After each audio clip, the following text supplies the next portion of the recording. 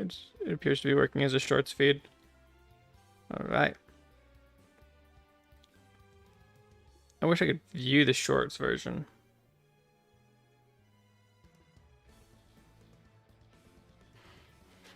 Oh, I forgot to do some layout stuff.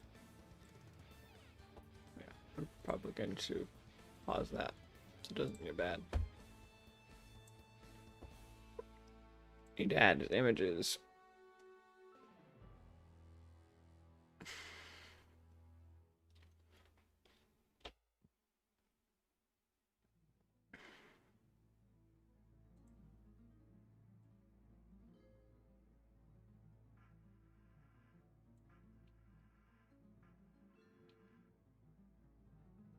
And one more image.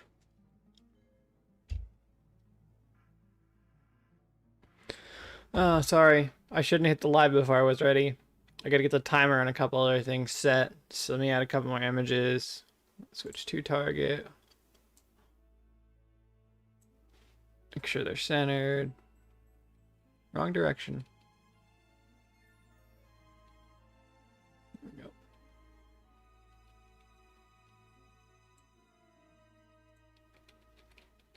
I really should have done this beforehand.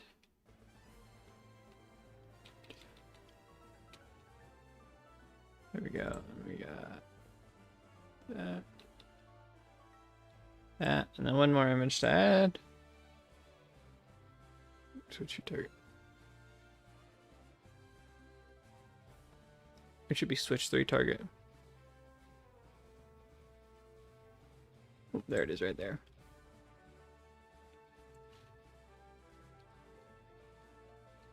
So we got right there will work. I'm debating whether or not I put the timer on the top or the bottom.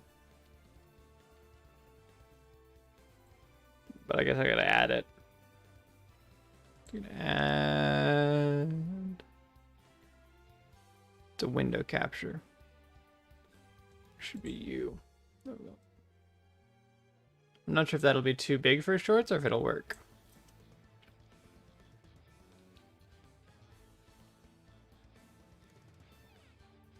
I don't mind it.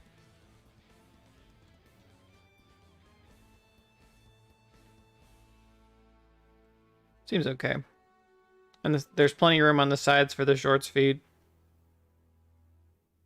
That's good. I do wish I could see it in the shorts form on my phone, but I don't think I can. Yeah, I'm still setting up. Surprised anyone showed up this early. It's been forever since I streamed. I think we're ready to go. I'm gonna start recording. Then I need to make sure I have chat showed up somewhere. What I really need to do is add chat as a window in my main recording, but I don't want to. I think here's what I'm gonna do. Full screen you. Let's just get started and see what happens. Oh, I gotta start the timer. Man, I'm not. It's been so long since I streamed. Okay. Going to make sure I hit the start button, and then we go. Oh.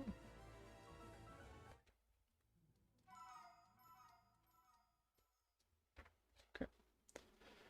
Now, I can figure out where to put chat. I guess I'll just do this in shorts.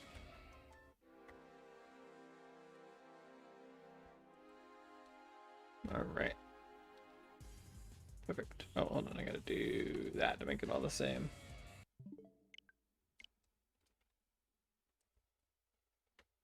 All right. Oopsies. What'd I do? Oh, which controller's which? It always sucks when you start because you gotta get your fingers figured out, which slows you down quite a bit. Oh, so I keep using the wrong damn controller. Oh, what's going on is it's got mild drift.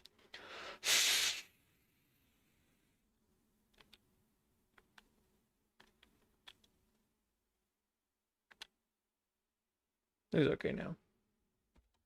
I don't know what's going on. You know, I should add a background track. Hold on. Let me make sure we add.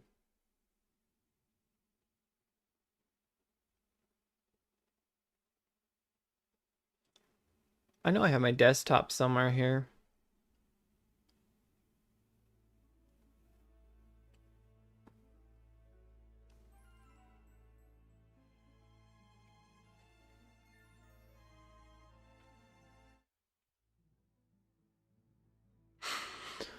Oh, where is it? It's audio output capture, right? I thought I had it somewhere. Maybe I deleted it at some point.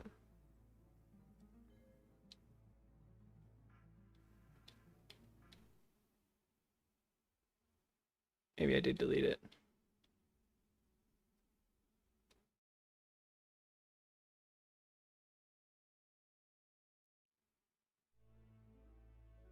Apparently I deleted it. I gotta add it back real quick.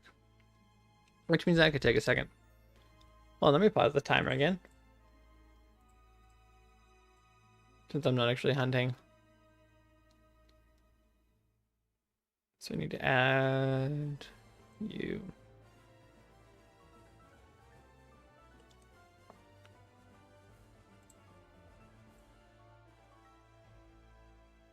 Maybe you're not.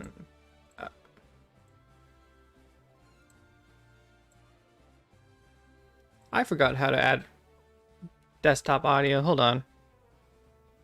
I'm all over the place. I should probably make sure my stream audio is actually working too. But I don't think I can. There we go. It's working. Let me figure this out one more time.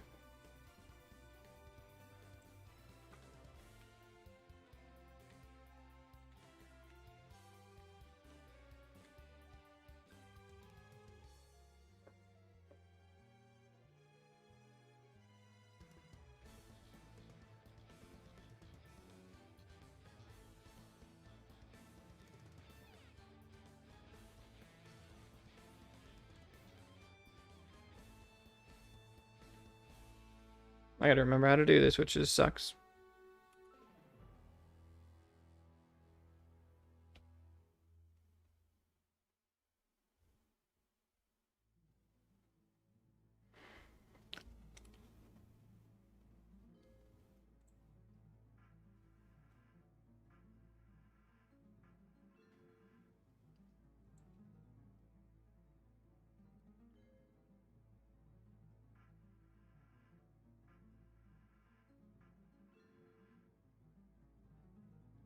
First thing we need to do is this.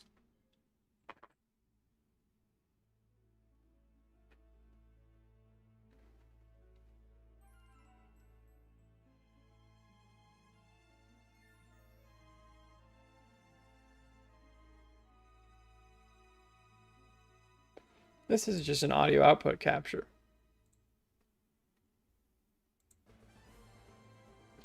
Was that, did I need that? Oh, I didn't. Okay. Man, I am so not prepared for this today. Let's see. You know, I think I can just do this. I can do rhythm box. And I can do add my application, new.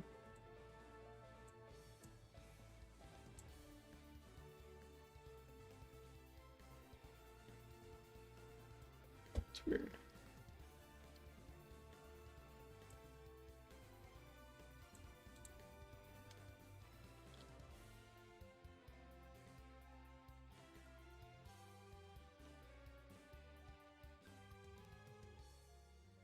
I don't know what those are.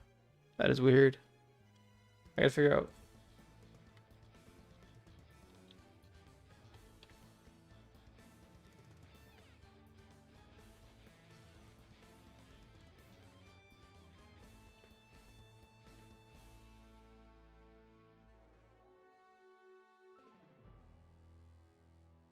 Yeah, it doesn't show up. Maybe I have to have audio. No?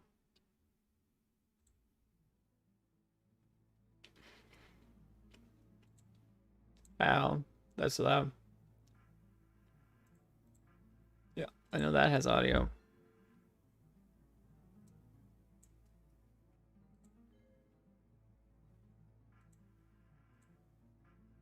This could get bad.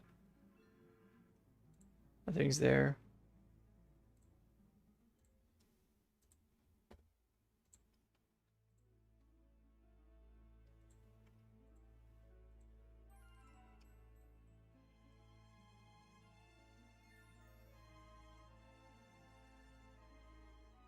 Yo, what's up, Ambi? Sorry, I'm trying to figure out desktop audio. It's been a while since I've streamed. I do have a playlist, but I cannot remember how to add desktop audio correctly. So, I'm kind of having a hard time. And the application audio doesn't work. Yeah, I'm borrowing my brother's. I'm like, hey, can I borrow your stuff for BDSP? And he's like, sure.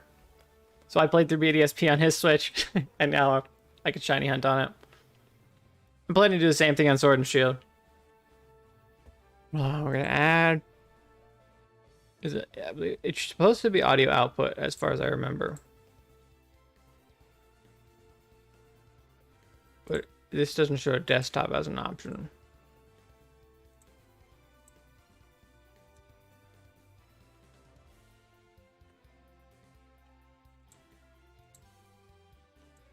Do you remember how to do this? It's OBS. They're built on the same source code though.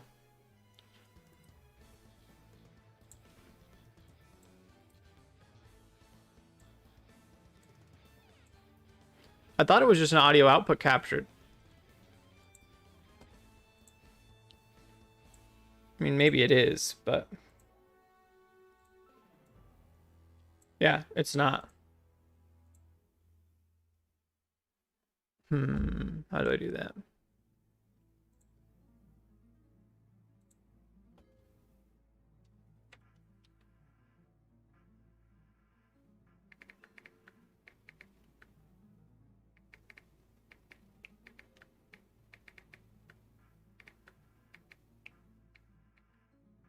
Also, how does the audio work? I might have 3D printed a mic boom, so it should be way better, closer to my face, no echo.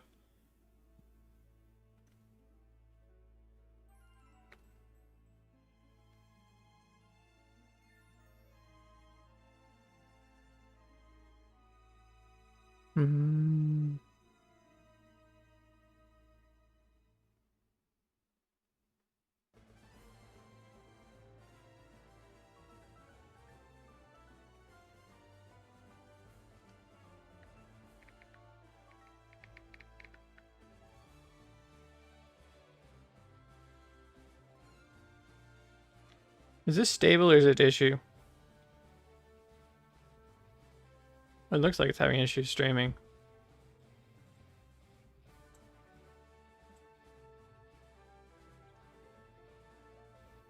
Well, I might need to increase the streaming again.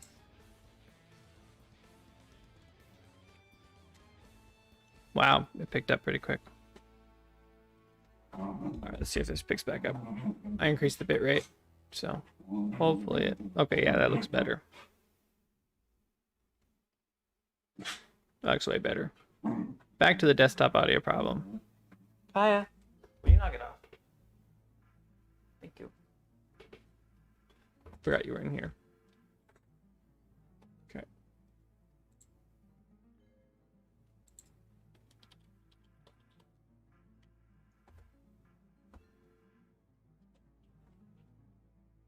All right, I'll let you out real quick.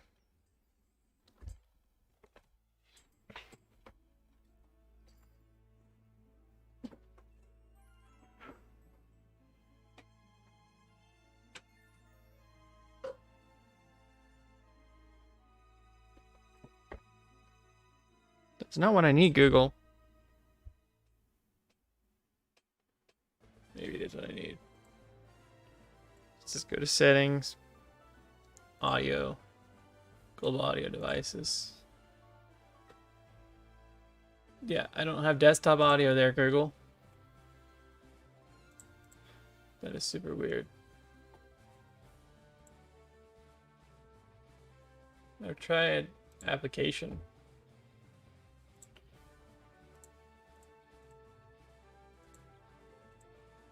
No, I definitely don't want to capture OBS. That would be a horrible.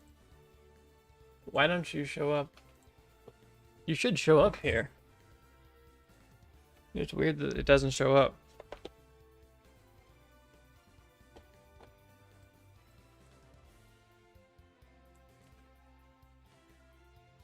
If I can capture OBS, OBS shows up.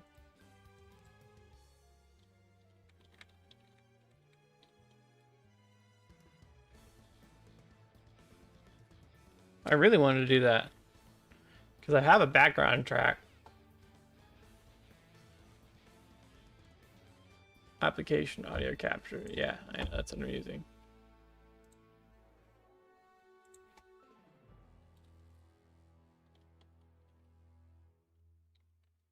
There goes. Hello. Sorry, I'm still trying to figure stuff out. It's been too long since I streamed. I cannot get desktop audio to work. Let's see. Oh, okay, so I do have to do this. I wonder if I can...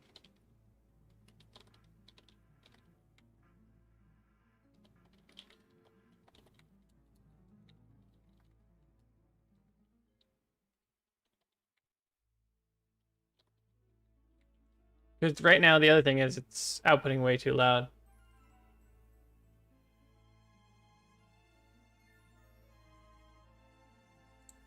I wonder where my settings are.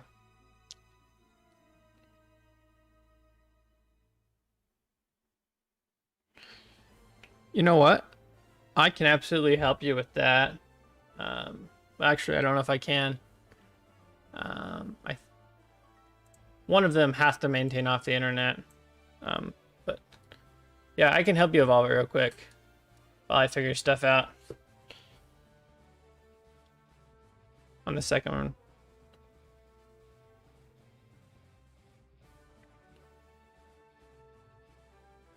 Wait, maybe I can't. Yeah, I can't. I would. I forgot. You can't open the thing in the legendary locations. You have to go. I hate that they did that. They're like, we're going to give you a way to... Yeah, I can't push the button. I can't open the menu.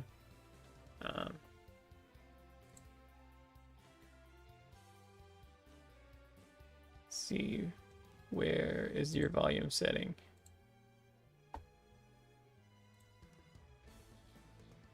I have system volume, but I want application volume. There it is. We're gonna bring you way down. We should even quieter.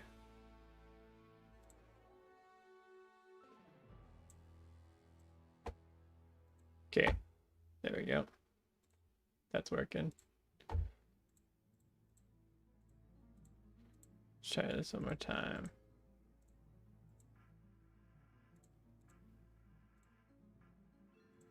That could get weird. Yeah, it doesn't even work.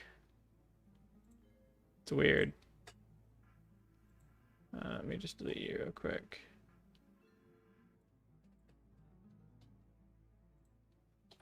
Let's see. That's one more time. I don't know how to do this. I cannot find desktop audio.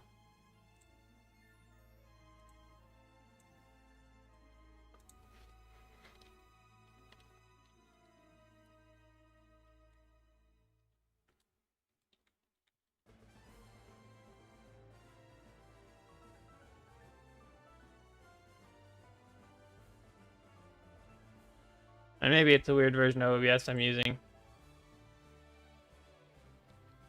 Let's see. Where is it?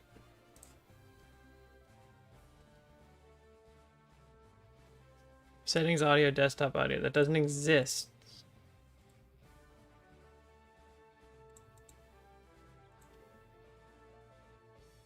It says global audio devices, meters advanced. Maybe we have to do default.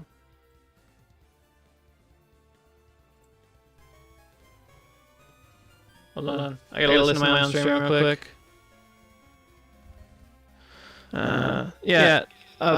Hit me up on Discord if you can. I think it's still there. And then when I'm... Well, no, because I'm still gonna be at the hunt. I was gonna say I can do it after stream, but I don't want to leave the hunt, so otherwise I'd absolutely help you. Oh, hold on. Let me mute that real quick. Yeah, that's getting every single desktop piece. Nope, that's actually just getting my microphone. Yeah, sorry. I tried desktop audio and it just mimicked my microphone. So default is apparently microphone.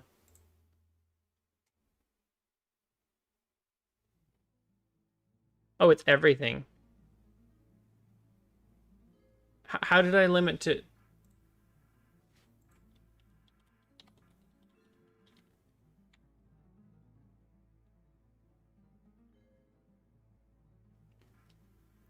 Oh, okay. Hmm.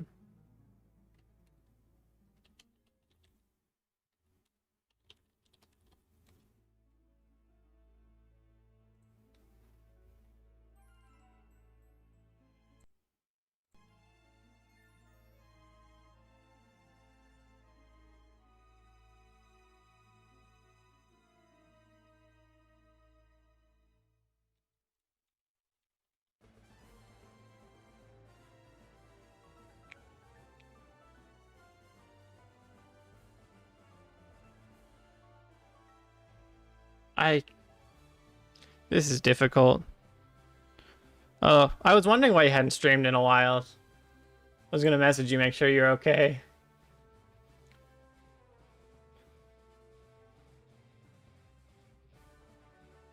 So it looks like I need to go to advanced audio properties, desktop audio, volume percent.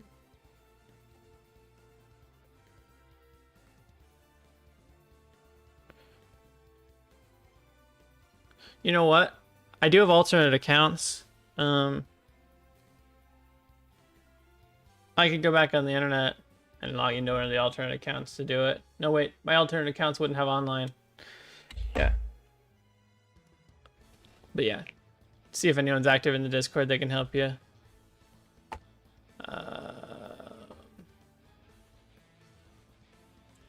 That is not helpful. I might have to default to YouTube.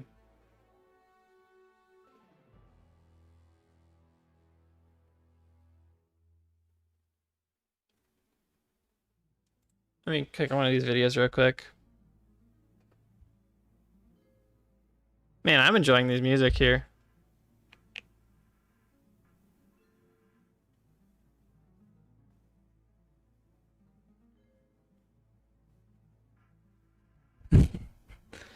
Man, now I'm really interested what happened.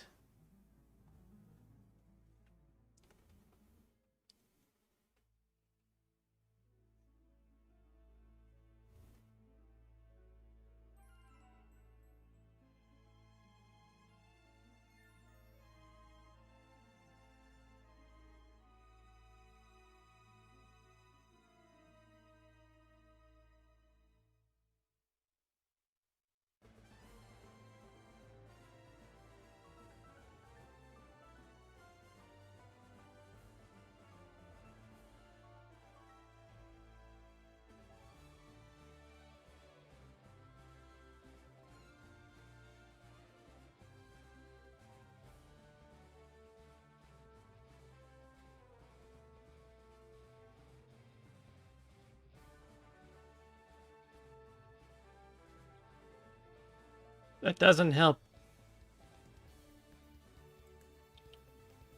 I really hate that I have to figure this out. Glad people are sticking with me, though. I'm over here listening to enjoying Pokemon music.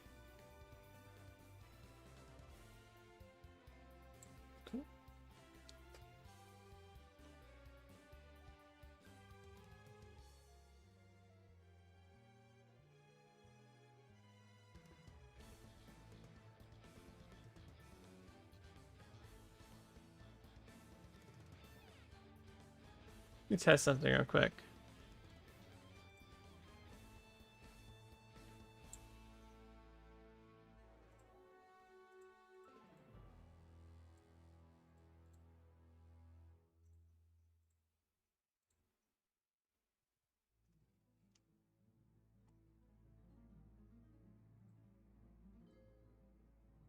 Yeah, this is still needs to be configured in the settings. Desktop audio.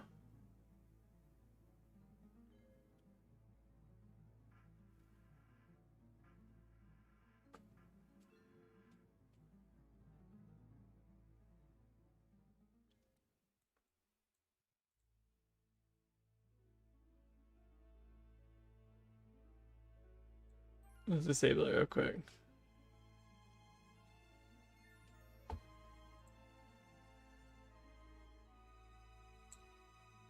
Alright, we're going to the chat GPT. It's never failed me before. Chat GPT. The wisdom of the prime.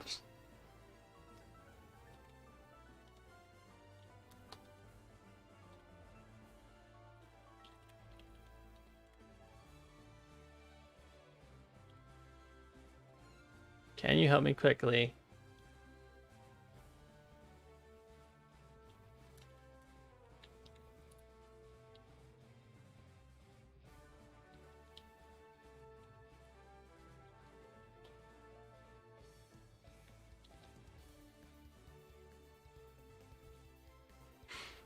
All right, let's see.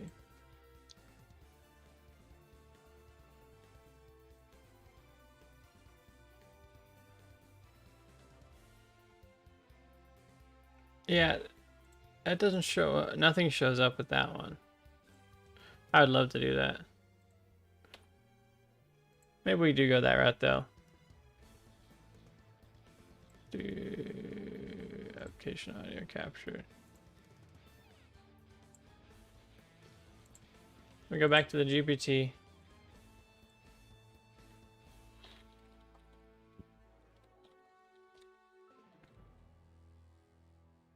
Let me see, what are the other options?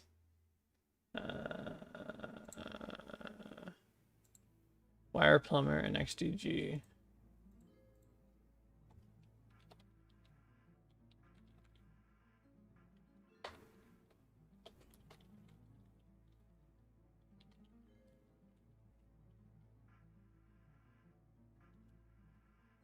Okay, speaking of, I need to.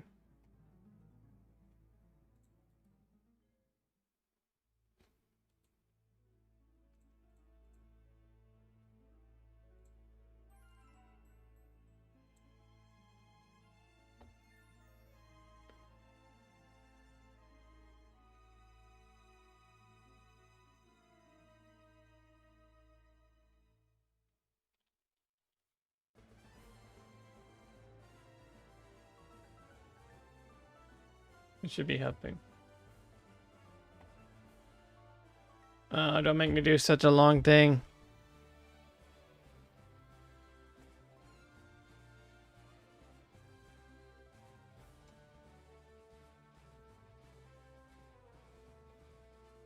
Settings audio, desktop audio is disabled. It is.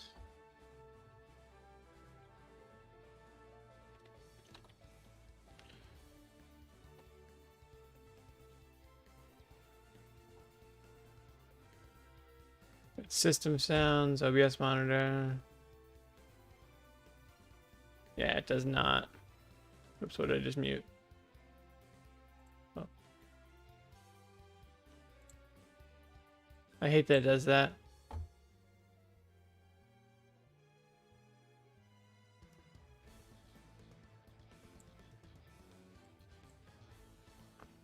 System sounds is not outputting anymore. That's not good. There it is. Yeah, it just feels like it's...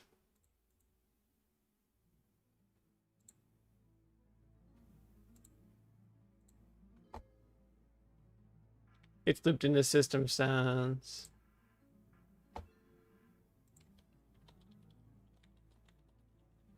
Yeah, I'm trying to figure out how to do desktop audio correctly. And I'm having a hard time figuring it out. Otherwise we could start stream. I just really want the background music to work. Because the application audio won't find it because it's looped into system sounds.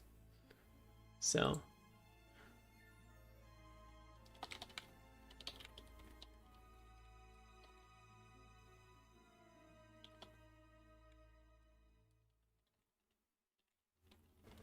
Because apparently I suck at this. It's been too long since I've streamed correctly.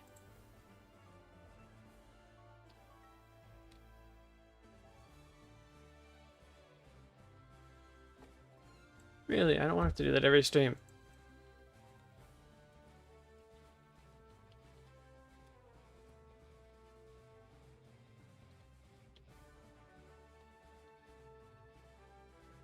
Yeah. Well, I tried to make the application work because I just use the music stuff built into Ubuntu, but you know, Ubuntu can be tricky.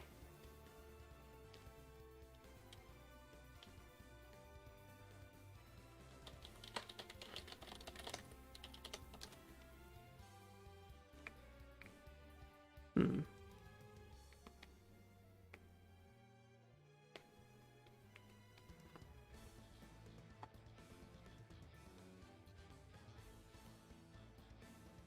Let's see.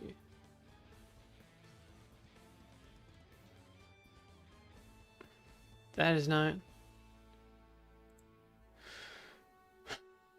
Let's see. I've done it before. I just don't remember.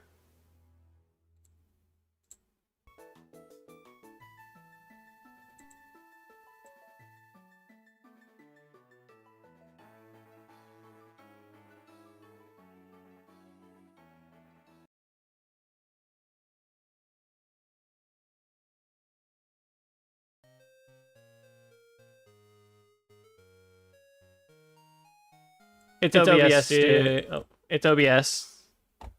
But they're built off the same source code. It shouldn't be that much different of an. Where did desktop audio? You might be stuck with you. There it is. Oh, I'm stuck with it now.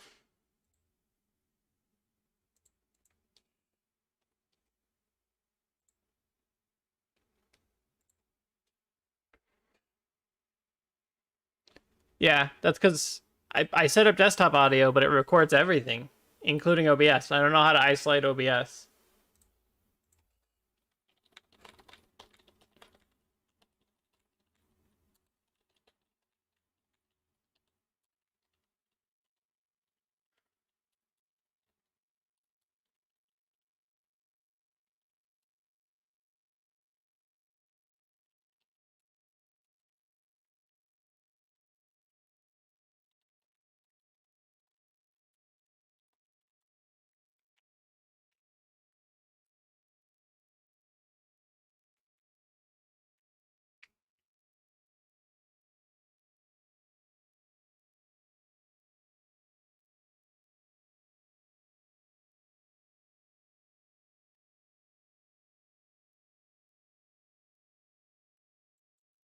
Why is ChatGPT being so stupid?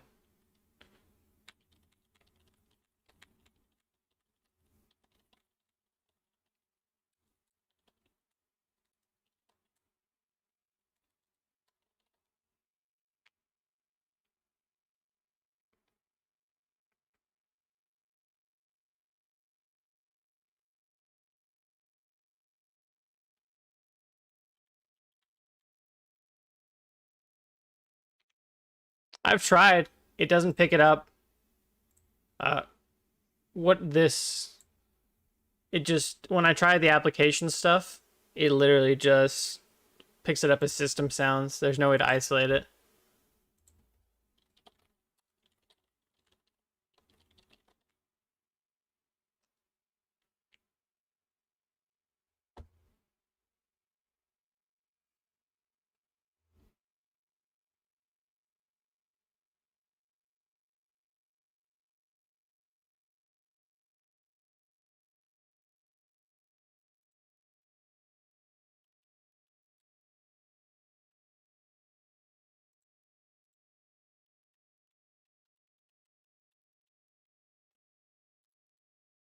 I mean, I guess I can try it for testing purposes.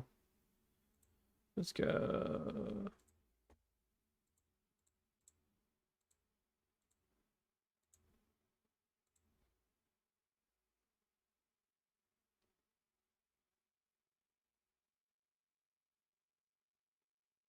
So is that? It shouldn't be picking up out. Yeah, so I can do that, but then I can't hear myself talk. So hold on, let me do. Can I do that?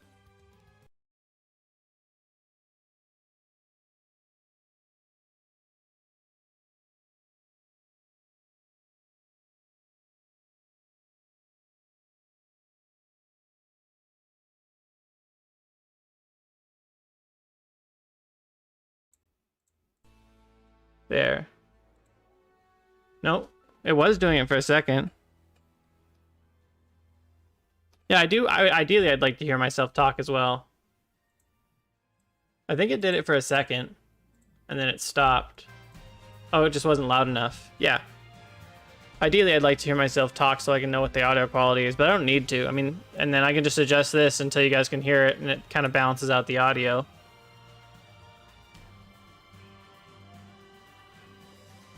Is that good enough? Or you guys will have to tell me. Okay, if that's good right now, then we can probably go. I believe I put the desktop audio. I don't even know where it ended up because it's not in my main layout. Multi-viewer BDSP background, such audio. I want to make sure it doesn't get picked up in the recording itself. That's the other thing I need to do.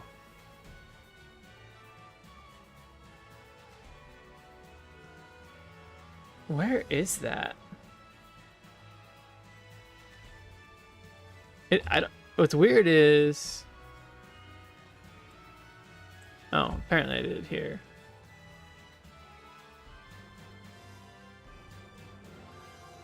I don't know where desktop audio ended up in my settings, because you guys shouldn't be able to hear it. It's not in...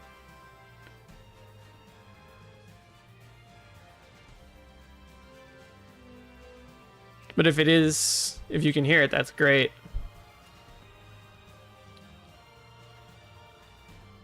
So I got microphone, switch audio. Can you even hear the music still? Because you shouldn't be able to hear it at all, which is what's weird. I don't know what layout it's on. Yeah, I do like Streamlabs in terms of ease of use, but since main OBS is so much more open source, integrating it long term is a lot better in my opinion. So one's better for ease of use, the other one's significantly better for professional use, if that makes any sense. That is so weird. You should not be able to hear it at all. It does not exist in my sources. Let's see.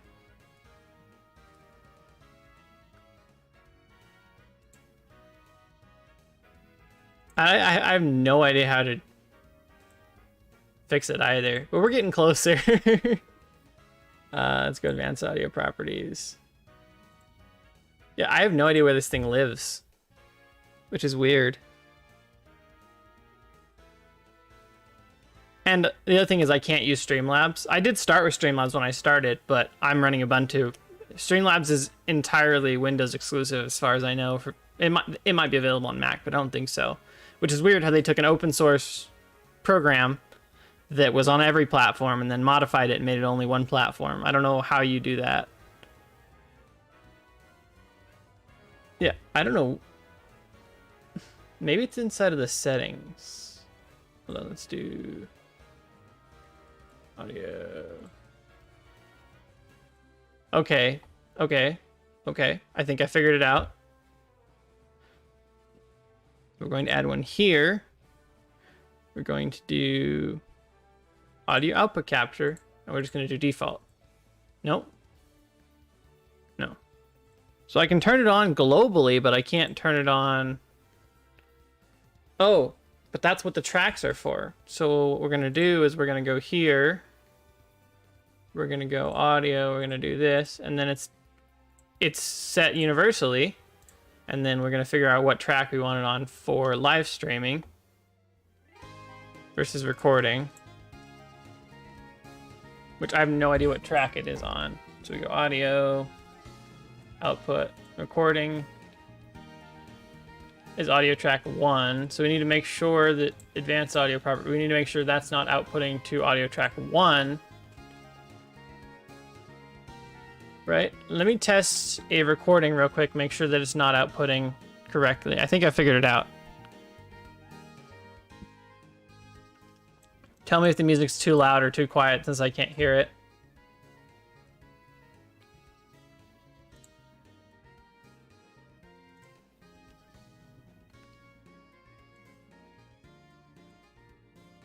I think I figured it out now. I do need to test the recording real quick to make sure that it's not recording that. So let me just test the recording real quick, make sure it's not picking up the desktop audio, because it shouldn't be, because it should be not broadcasting to that track. So I'm going to go ahead and pause the music real quick.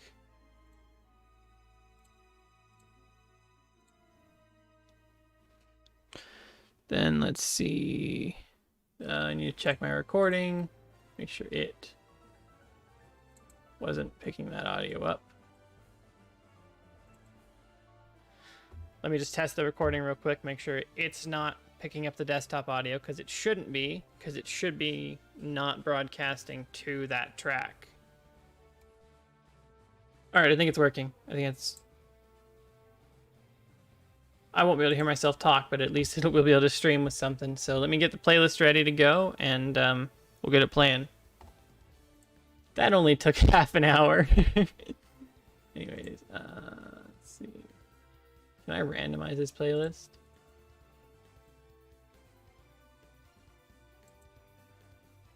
Okay. Music should be playing. Everything should be good to go.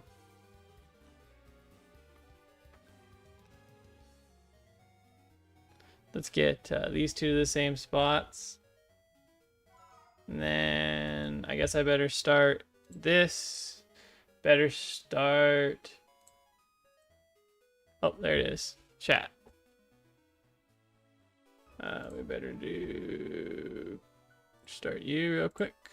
Then we can go.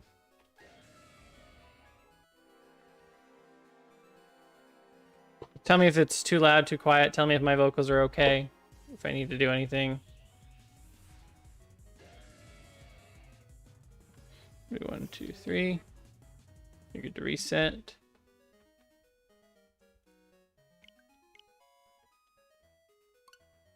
Wait, why did you end up there again?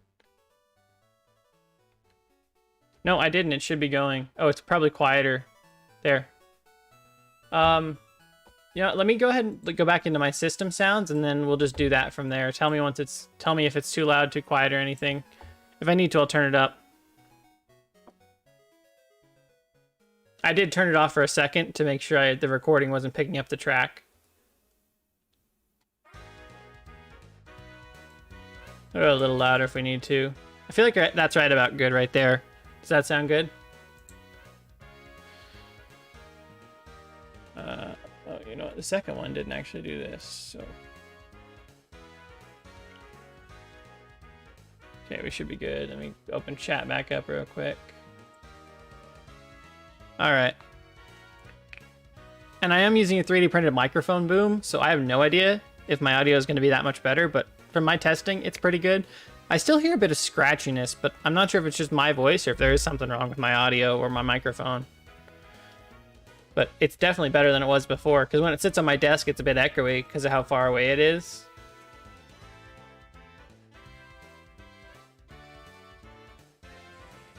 Let's get some hunting done. I'm falling behind. I average around 72 an hour. Oh, wrong one. I gotta remember which game's which. Alright. Let's see here.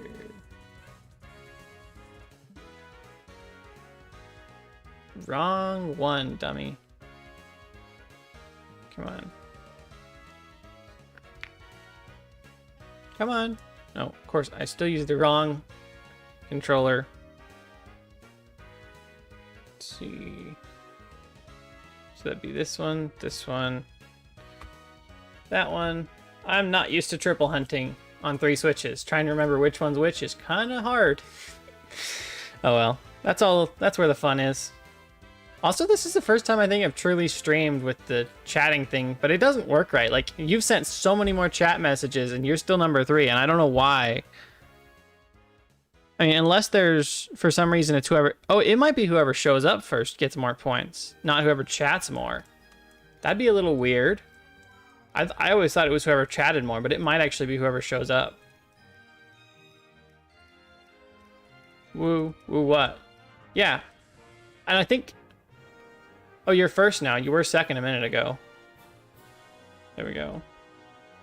it's per chat, but it can't be because you can see how many people send more. People send way more chats than other people, and it doesn't update unless it's just inaccurate. Oh, what was that? Go here, here, here. There we go. Yeah, but you should be number 1, Duat, because you sent so many more messages than Ambi today. Unless it's total over multiple streams. That might actually be what it is. It might literally be chats plus time in stream. Okay, that would make sense. I'd like to see the math it does the metric for. What do you think, Ambi? Does my audio sound better? Does it sound more professional with the 3D printed mic boom? Man, we're definitely not reaching 72 this hour. I average around 72 an hour triple hunting on these games. Oh, the wrench makes it feels rigged. Oh, of course, I'm using the wrong one again. You gotta remember which controller's which. You know, I'm just gonna switch the positioning of my controllers around so that they're where my brain thinks they go. Of course, now that I've done that, my brain will say, hey, these are all in the wrong position. It's a mic boom, I think. It might not be called a mic boom, but it lifts the mic up off of it, and it's got an arm on it. Hold on, I'll send you a picture on Discord. Ignore all of the other shit going on my desk. I need to clean it.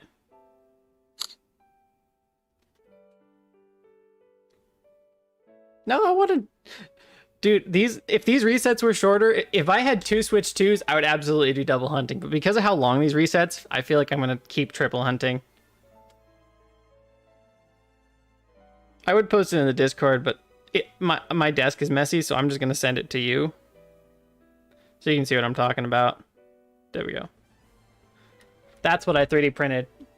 And it lifts it up off the thing, and it gets it closer to your face. Like I said, when I wasn't streaming, I was averaging 72 per game per hour. Streaming, it'll probably be a little less. But yeah, I mean, I've decided I want to do 50 hours of this just to see how far we get, to see how long each one takes. Because I do have the shiny charm on each game, so if anyone was going to prove that the data miners were wrong, it'd be me. Because no one actually tested with the shiny charm because they were told it didn't work. So I have the shiny charm for unrelated reasons. I may or may not have completed an entire living dex in this game just to get dive balls specifically for these hunts. Ooh, X and Y soundtrack. So I have 30 dive balls. We're going to catch Guillotine in a dive ball and Dialga in a dive ball. It's a 90% catch rate at 1 HP. If you guys want, I can show you the teams too. I may have spent way too much time preparing because I don't want to fail. You know, I failed enough shinies. I'm tired of it. So I'm not going to fail any more of them, at least if I can help it. I might reset over them, but I'm definitely not catching them, so. Oh, I was going to show you guys the teams there, huh? Oh, well, I'll do it next time. Oops, you need to go. Yeah, my brain likes this controller configuration. It's much more natural. How's stream, by the way? Stable?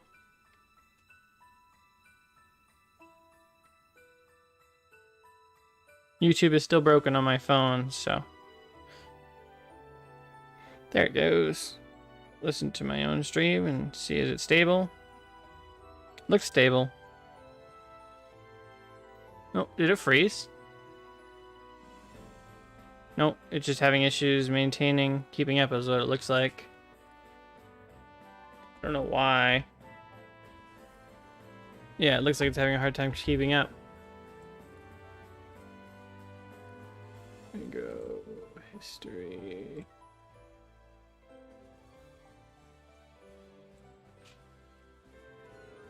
Yeah, I think for some reason it started lagging real bad. That's what I'm seeing on my phone.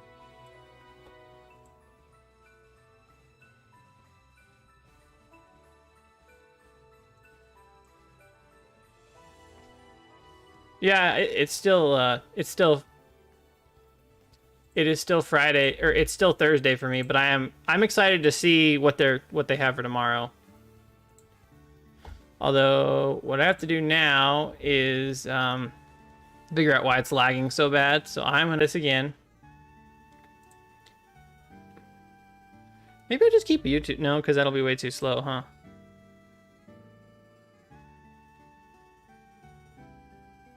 Right here. Am I back? Is it working? I can't tell.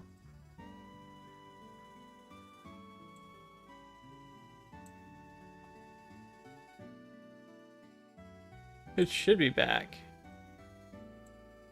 Yeah, it's back. Okay. That any better, or is it still lagging real bad? It might be an internet problem, I guess. It shouldn't be a machine problem. I mean, unless the timer's causing issues. I guess I can do you. Or it's the fact I'm streaming from a third screen. I don't know why it's lagging so bad. Or maybe it's just my phone, but it looks real bad. I mean, what's with the frame rate loss?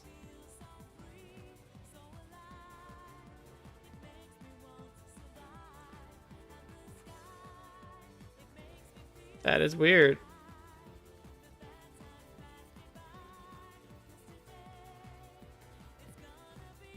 I mean, unless it's the desktop audio, which would be weird.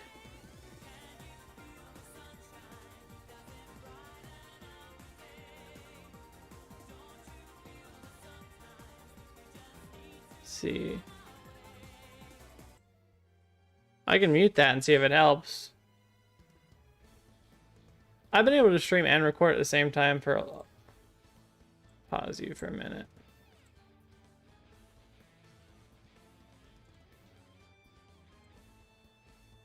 That is weird. Let me figure this shit out. It was doing good at the beginning, and now it's, for some reason, like, it's just lagging all way out. I mean, unless it's not on my end, but I bet it is.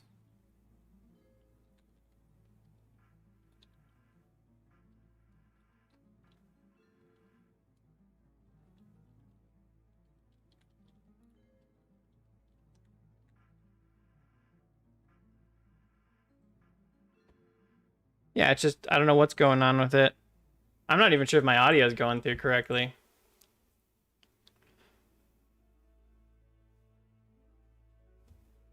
Maybe try that.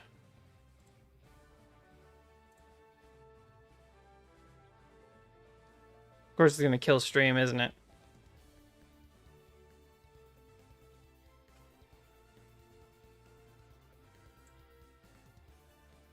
There we go. Nope. Still having issues. Why the heck is it lagging? It wasn't lagging at first.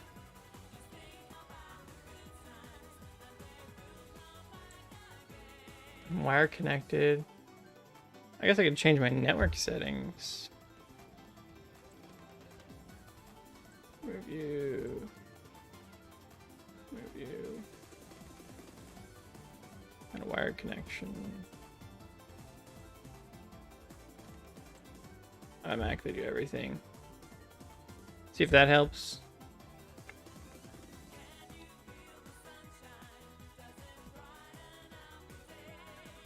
I was looking forward to streaming, and now it's like, no.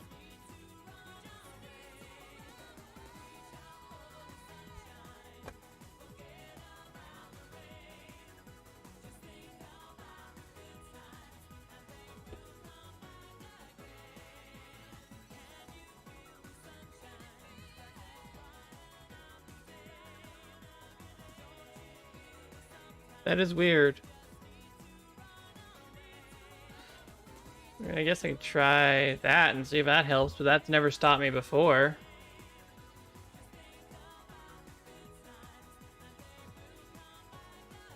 That didn't help at all, did it?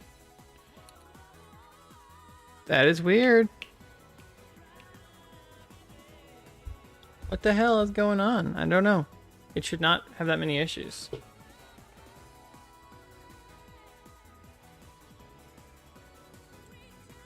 Did they change something on streaming that makes it harder to stream or what? I've been able to do this before with my 3DSs. And we can do...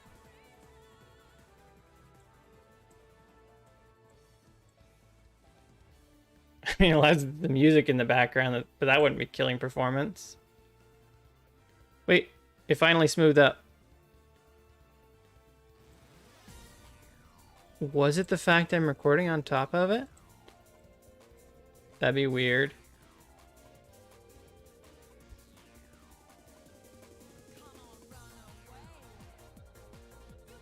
It's never stopped me from recording before.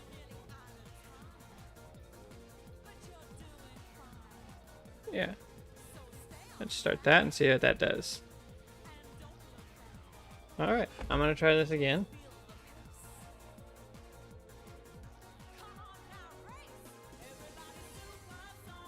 I don't know why it was having issues and it finally cleared up. Looks like it cleared up though, which is good.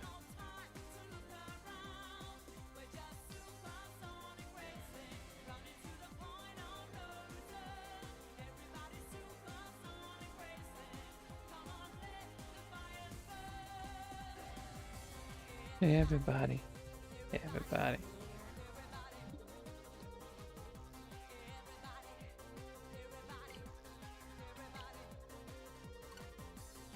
Everybody. Everybody. Nope, it started lagging again. I can't record it at the same time anymore? That's weird.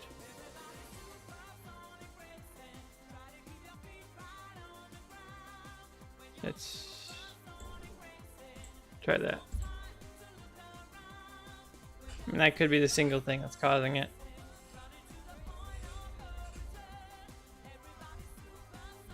Good thing I'm recording at the same time.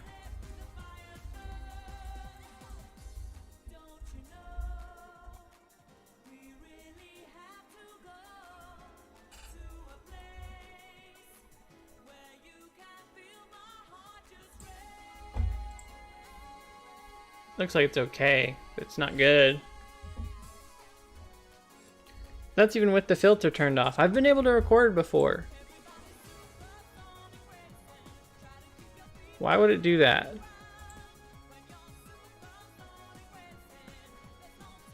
Yeah. I've been able to do this before. I guess I might have to double hunt if I want to stream. I've never had issues with that before. Sorry to go here. But then I can't do all three at the same time.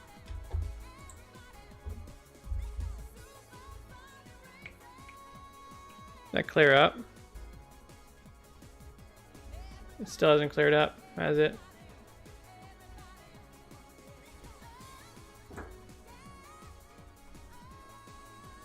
Oh, it did clear up. Cool.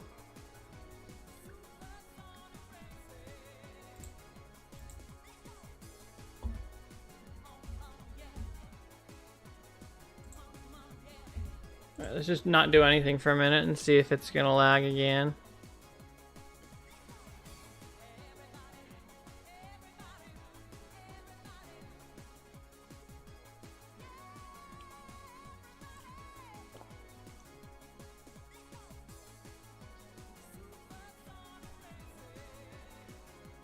How bad is it now?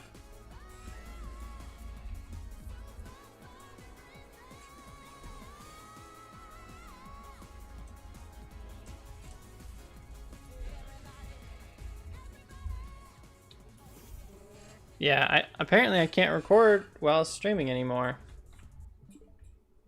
Which isn't good. I need to do that.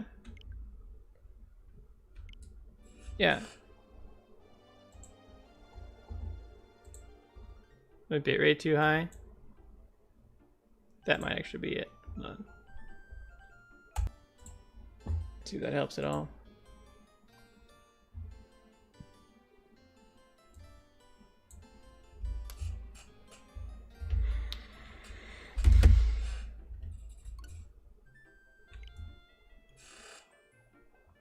Looks stable enough.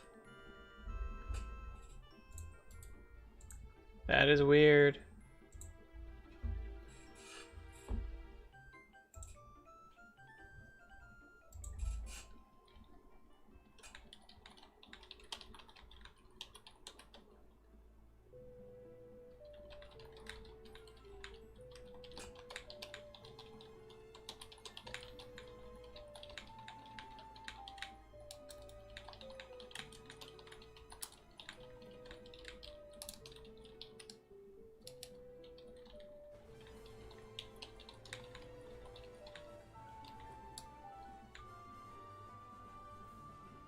Wait, it cleaned up that time? Did I stop recording?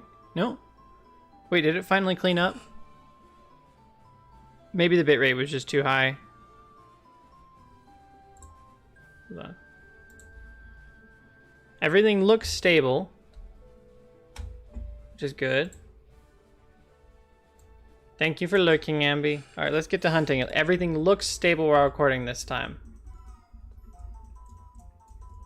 Sorry about all the technical issues. It has been way too long since I streamed, and every time I gotta fix shit.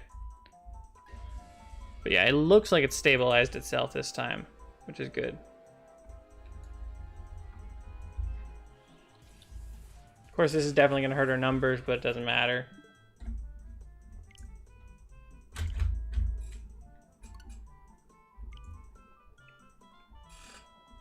Yeah, it looks stable. Is everything stable? Audio working, music working, Switch working?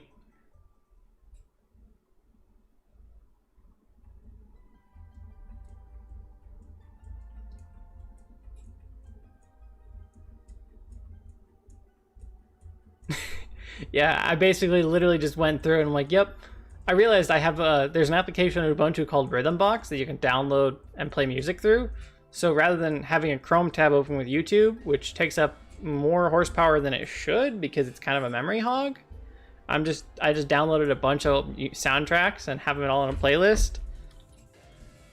Let's see, we're gonna do you and then you guys. There we go. A lot of these I haven't played Ocarina of Time or some of the older ones. I've tried some of the 2D Zelda games, but I think the only ones I've actually finished are Breath of the Wild and Tears of the Kingdom. So, but Ambi, I really might need a Switch too. I saw someone's post the other day, and they did 650 resets on one Switch 2 and BDSP in 3.5 hours. Do you know how much faster these resets would be if it were on a Switch 2?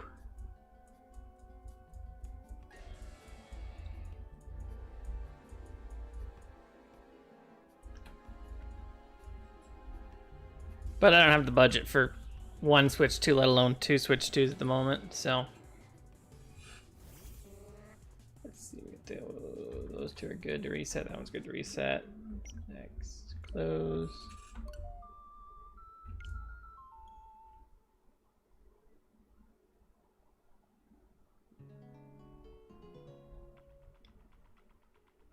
Apparently one of them was literally just that short. I really need to find a way to randomize this playlist. I don't know, though.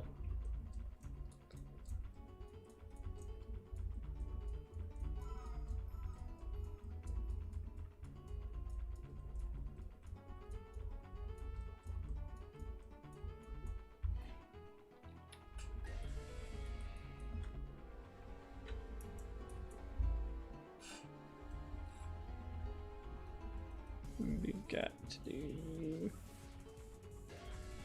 all three, close.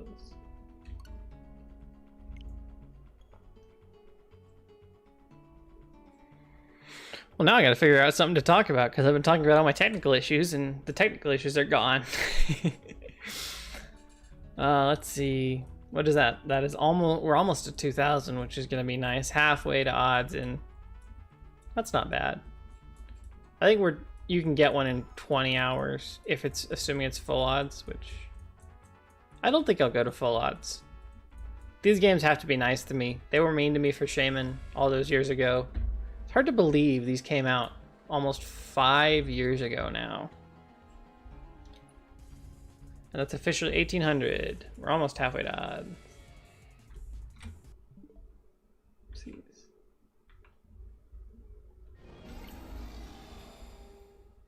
Come on, you.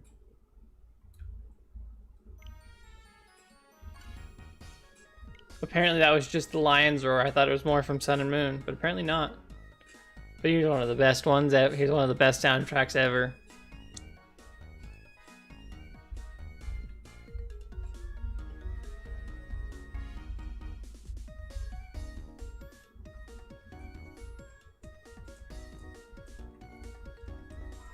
Now I gotta make up time.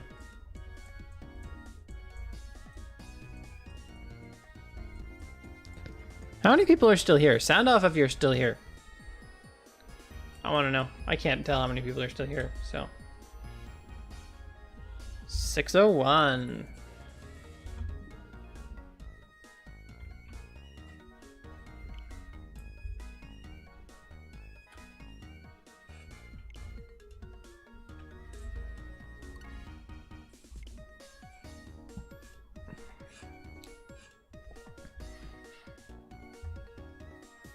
It says there's still 5 people here, so I guess if people are enjoying my ramblings, then that's okay.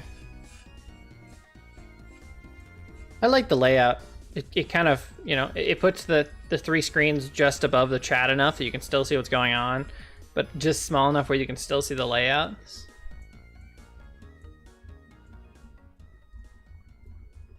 Oh no, I am. Oh yeah, I was pushing the wrong button on the bottom one. That always is lovely.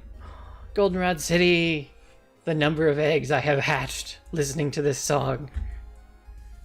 It etched into my brain from all those hunts.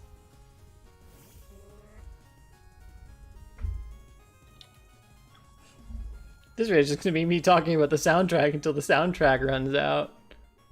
Come on. Find the home button, finger. Where's the other one?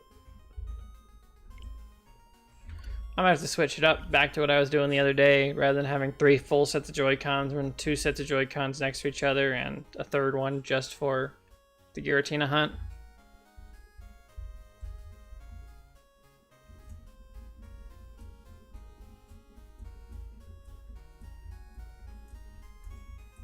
I love Goldenrod City.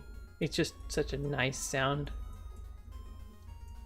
Oh, I have been working on the 3DS streamer. I've basically been reworking the thing from the ground up. At least the viewer portion of it to make it work better. Supposedly, I think I've got it working well enough that I can stream 2 at a pretty damn high quality. Not quite 100% quality.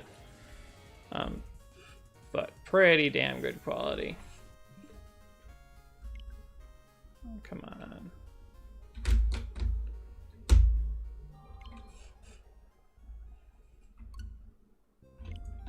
Alright,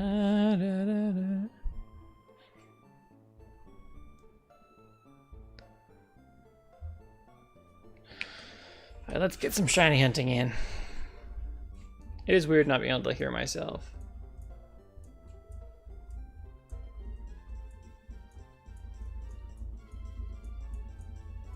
Hey, that's good. You know, I was thinking we gotta get Fire Red and Leaf Green. I really want to do like a classic Soul Link with someone in the original games. Just like a fun classic Soul Link, no mods, no randomizer, just a Soul Link. Yeah, I told my brother about it and he was gonna get it, and then he managed to get overtime all weekend, which is good because it's a government job. So he's gonna be getting paid big money this weekend working overtime, but he won't be able to play Fire Red and Leaf Green with me all weekend. I'm glad they're only 20 bucks. I know a lot of people are complaining, but 20 bucks seems reasonable given supply and demand and the modifications they have to make. You know, you had to get the trading working, you had to get the emulator working. I am worried about one thing. I am worried they're using a GameCube emulator to emulate the Game Boy player, which would make sense in my mind, because if they want to integrate Coliseum and XD support, then you probably want to have them run on a GameCube emulator, Game Boy player, or have some way to integrate the software. It makes sense in my head. I don't know if they'll actually do that, but it kind of looks like, based on the quality of the emulator, that they're literally just taking the Game Boy player output and outputting it to a more modern screen. Oh, that sucks. You know, I think you're one of my only friends that I have not attempted a Nuzlocke with. Now, I am the king of losing Nuzlocks. I cannot survive a Nuzlocke. I'm impatient. I cannot grind. I go headfirst into battles without planning, and it ends pretty miserably. So, I'm not even sure if I could still... Yeah, I'm still buying it on Switch as well.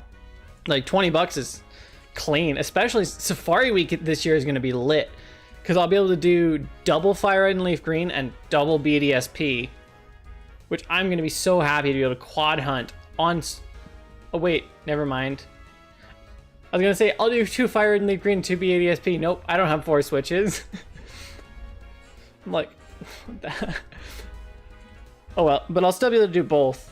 BDSP and Fire Red and Leaf Green this year for Safari Week, even if I have to switch between them. What I really need to do is, if I can find the time, shiny hunt the starters before everything. Yeah, I feel you there. I mean, I don't even have a standard job yet, and it's like I'll work on projects and I'll be tired. Yeah, I was trying to do 2 3DS and 2 Switches, and 2 of them were SOS hunts. It gets a little much. I think I can do it, but it's a little bit harder. Like, I much rather doing reset hunts together than... I can do quad reset hunts, but the moment you introduce more than one at a time, it gets kind of difficult. But I did get a Luxio. I was testing random encounters. Before I decided to do 50 hours, I was just going to do a bunch of 3DS hunting and see what it was like. Or a bunch of testing a bunch of hunts in BDSP since I've gotten really lucky. And I got a Luxio at like 1,800 encounters between 2 games.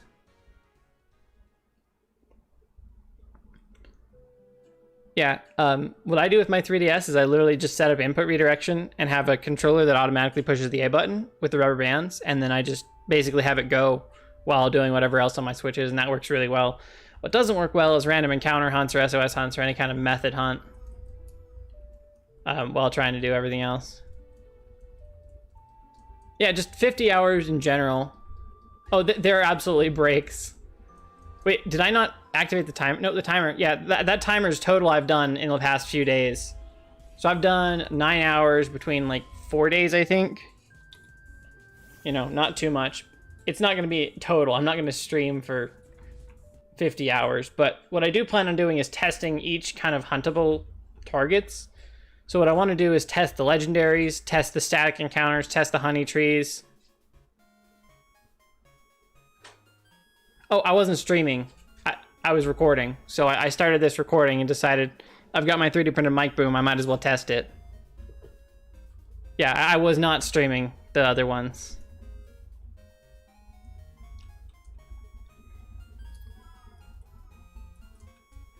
I've been planning on building a hybrid EV Jeep. I don't know if you're familiar with Edison Motors, but I saw what they did with their trucks. I'm like, can we do that for a Jeep? Because when you put a roll cage, a winch, and a bunch of weight on a Jeep and bigger tires, you tank the fuel mileage. So I kind of want to see if I can't build a hybrid that will actually that will overcome the mileage issue by optimally using the fuel and the power. So I've been doing the math and planning that. I've got the frame and the body. Well, I've got the frame and some patch panels I need to work, and then, but the frame needs cut down and it needs narrowed and stuff, so it's going to be a bit of work just to get the body on the frame, and then from there it's building a custom axle. Speaking of, I might have to get some water. Okay. You might have to smack me in the face if I try talking about it on stream, because I imagine you don't want me talking about it on stream.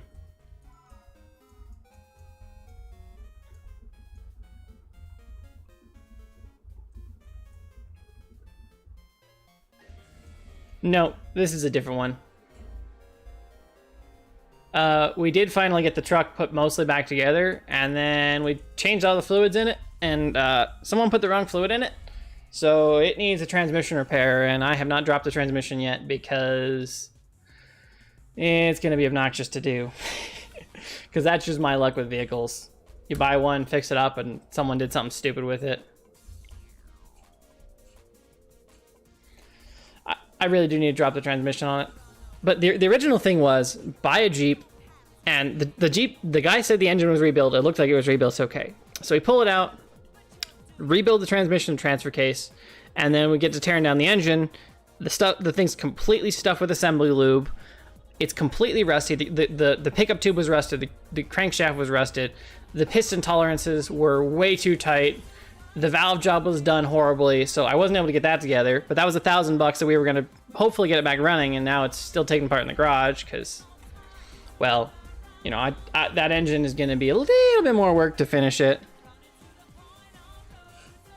Motorcycles are too dangerous, especially around here. I wouldn't want to ride one around anyone. I prefer having a truck that's nice and high up on the ground, plenty insulation, you know. So now I'm kind of torn. Well, if I have to drop the transmission and fix the transmission on the truck, do I just finish putting the Jeep engine back together and get it running? But there's also some paint work I got to do if I do it. Because I want to paint the front fenders while they're off.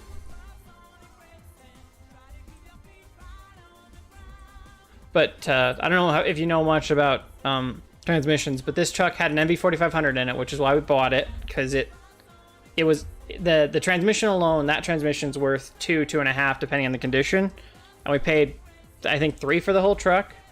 So, but someone put the wrong oil in it because it takes a specific type of oil because fluid or oil, same thing.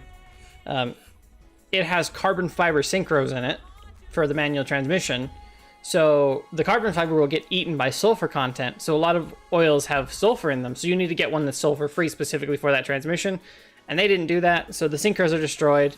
So it will not easily go into third gear to drive, and it grinds pretty bad.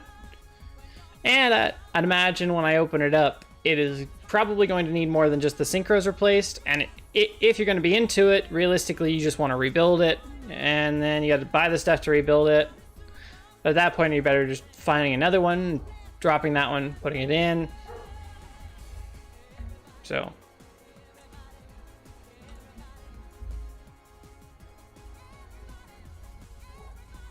What I'm really tempted to do now is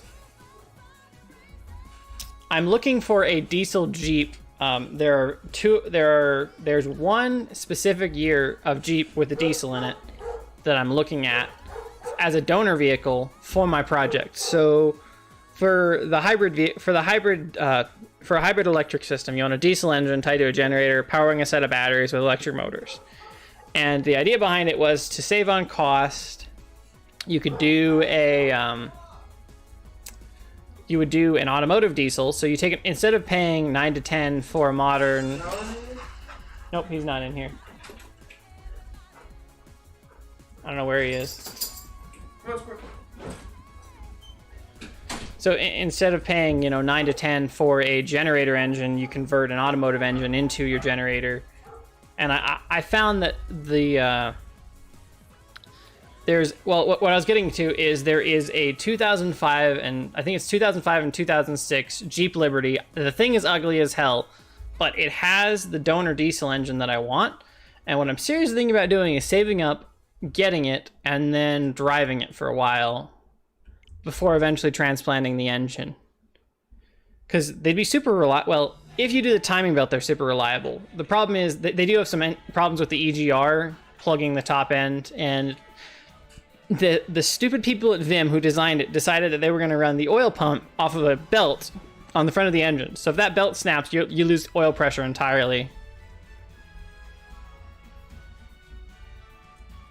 Yeah. Yeah, but that's not my luck. I can't even get one that gets me from point A to point B anymore because something will go wrong with the damn thing. My luck is just that bad. I cannot, everything I do is like, oh, we're going to make everything go wrong that's possible. Wrong one.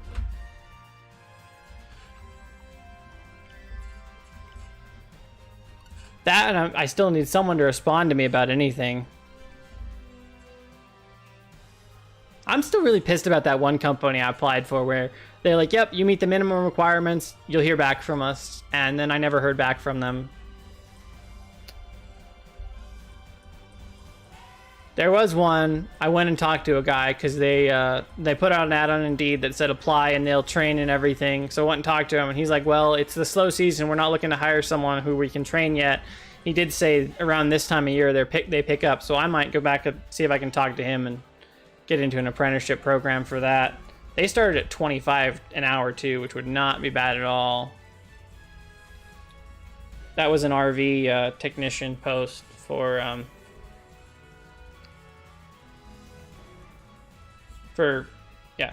working on RV stuff, which is interesting.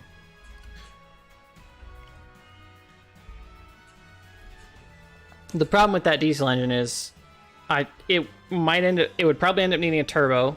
I don't know if they're good or not.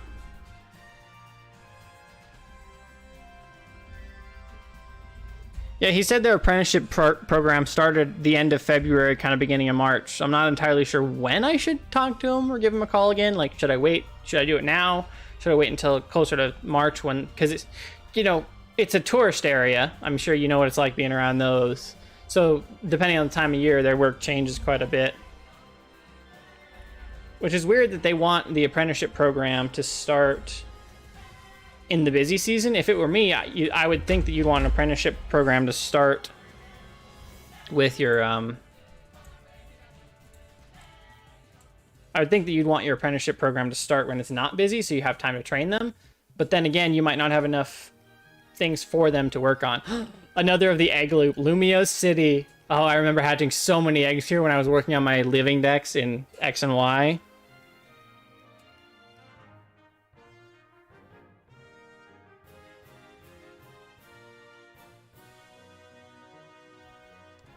I might, you know, maybe I should go back to those other companies, you know, respond and see what they say. A lot of companies, it seems like your emails get buried. So they'll reply to you once and then it kind of gets buried in all the other stuff. Like, I'm looking into a couple of Chinese distributors for parts, and, you know, one of them, you know, I have to pretty actively reply, hey, can I get a response to this? You know, and they're pretty good about responding quickly after I follow up in the email and say, hey, it's been a bit, can I get an update on this?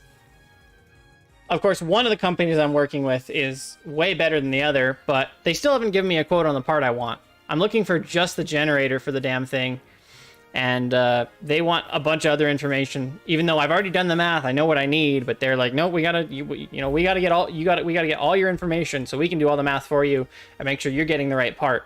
Which on the one hand, I'm like, okay, that's cool. On the other hand, I'm like, I already did all that. I've oversized it with an 11% drivetrain loss and all the extra shit. So we should be good. Especially if we do the aluminum 9-inch. I want to build an aluminum 9-inch axle. Because you can get a cast aluminum 9-inch axle. And it's light enough where it should shave off quite a bit of weight. Same with the chromoly cage. So save off a bunch of weight in a lot of places, and then you're pretty good. And then the more weight you reduce, the less fuel you need in theory, which also shaves off weight on its own up to a certain point. It's an interesting engineering problem. Did we already listen to this? Did I go through the entire playlist already? Oh, well.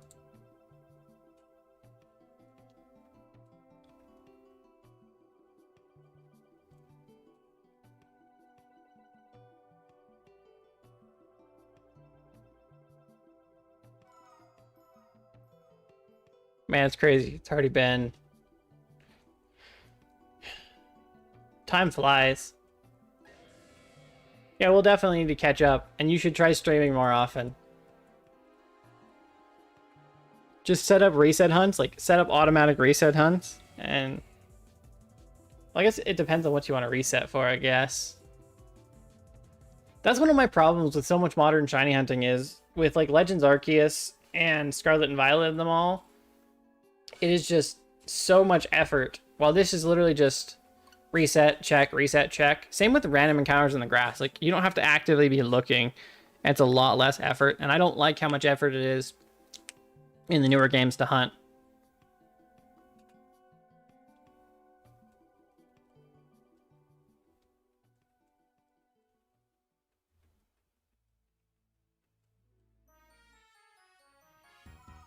These would be... I'd still be better off going for these in another game, but I kind of like the idea of... Oh yeah, we've definitely gotten in a loop.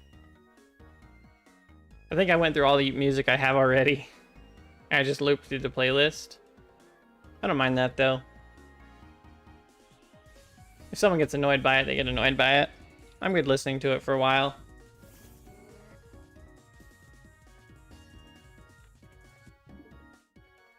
Wondering, how long is this one reasonably going to take me? That's a good question. How long do we think this hunt's going to take? We're almost to half odds, so...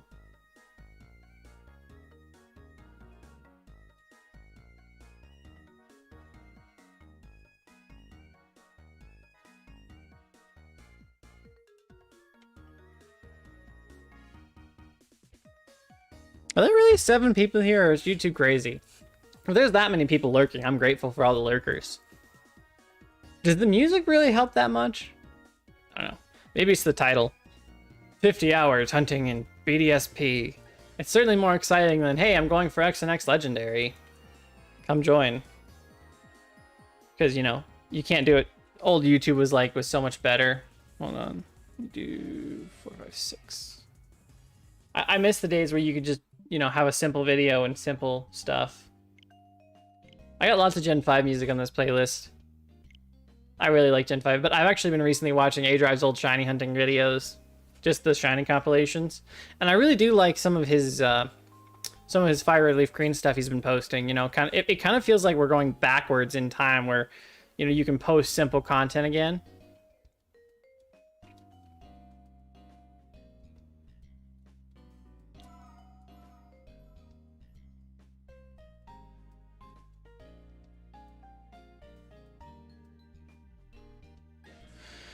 You know, I think maybe I'll start working on that Jeep more. I think the Jeep's the better option than dropping the transmission and hoping, you know, putting parts into it. Because I already got the parts for the Jeep, most of them. So I could probably work on it. Finish putting it together. And I could film it, make a decent video for the other channel. Well, I still need to paint the thing and sand the thing. Ooh, I should have sanded it before I washed it. We're almost at 9 hours. Wonder how late I can stream, how many hours I can do. I mean, with 7 people watching, that's a fair amount of watch time to go to. I guess the other benefit of streaming it is people can go back and see, yup, you know, he actually did 50 hours of this and it wasn't, you know, just random claiming anything. Which I know a lot of people like to do, is they like to go back and say, well, are there VODs of it? Because otherwise you didn't do it, you cheated. But I think 50 hours testing the Shiny Charm in BDSP makes a really good concept. Where I'm going to do, I think my title's going to be The Truth About the Shiny Charm in BDSP. And then just talk about actually testing it with data instead of trusting the data miners. And having like a 50 hours with the Shiny Charm next to it. Because my data so far has been, after getting the Shiny Charm, I did Rotom in 1100. I did Yanma in 400. And then this last one was 1800. So far I've been pretty lucky with the Shiny Charm. This is actually past the Luxio hunt now. But it's also between 3 games. And generally, in my experience, when you have 3 games going, you're more likely to get closer to odds between the 3. I mean, mathematically, that shouldn't happen. In practice, it does seem like you end up going closer to odds on each of the save files before you get one. Which seems weird when I say it. And people are like, no, math doesn't work that way. I'm like, I've done a bunch of shiny hunts. Most of the time, they switch which game they're on, and most of the time you end up going too close to odds, or rather, what's the word? Usually you go to the mean of the shiny hunt on the individual game, not between both games. At least in my luck. Maybe my data set is just off, but that's what my practical data set says.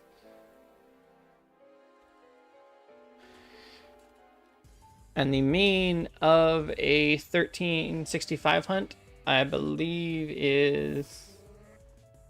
I'd have to double check what the numbers are on it. Let's see.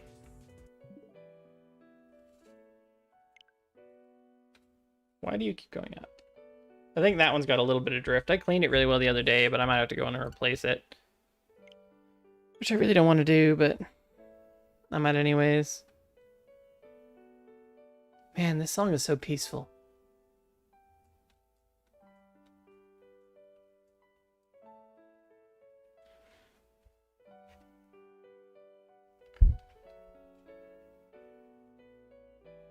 I can't believe there's so many people here still. That just kind of astounds me how well YouTube Shorts streams can do.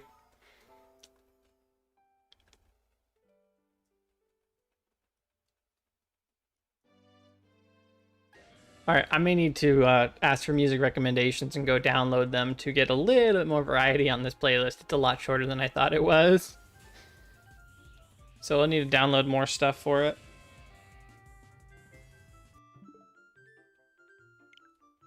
This means we're getting close to Supersonic Racing again, though. I love that song so much. Everybody supersonic racing, gotta beat the brake pad on the ground.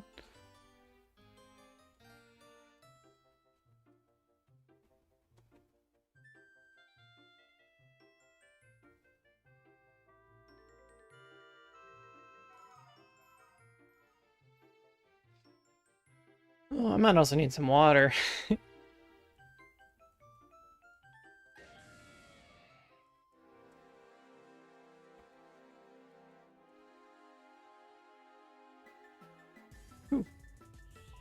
Diamond Pro soundtrack. The games we're playing.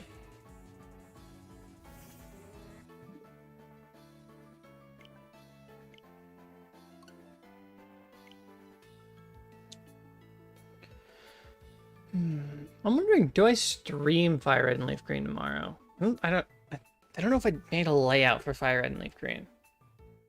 I know I do need to finish putting together my DS, and I want to compare the DS TV out mod with the Switch natively and see what it looks like compared to, you know, an emulator versus digital to analog conversion back to digital through an upscaler. Which sounds weird to say, because that's exactly what I'm doing, because it's easier to output analog, or to take digital video, output it analog from a DS Lite, and then convert it back into digital for upscaling. Man, I just need to order another digitizer. I really need to do that. I was going to do it a few days ago so it'd get here, but I didn't want to.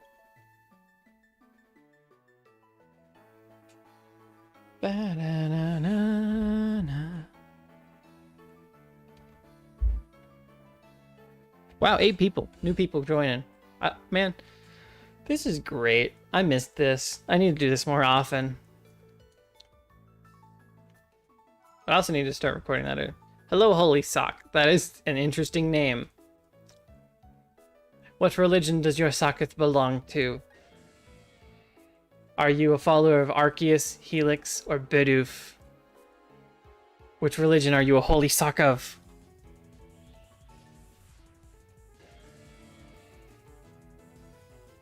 Oh, he's a heretic! A heretic! It's heresy!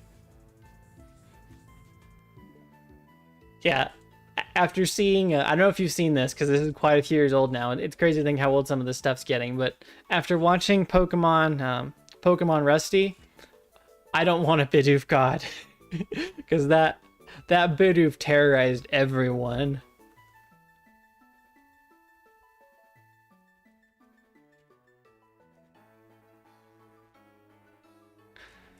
Welcome on in. Maybe you can bring some shiny luck. We're getting really close to half odds here. Of course, you know, assuming full odds is actually... Assuming the Shiny Charm doesn't work, I have Shiny Charm on every file to test to see if it actually does work and the data miners are wrong. Because I'm skeptical of every single thing the data miners say. And my practical data says otherwise so far.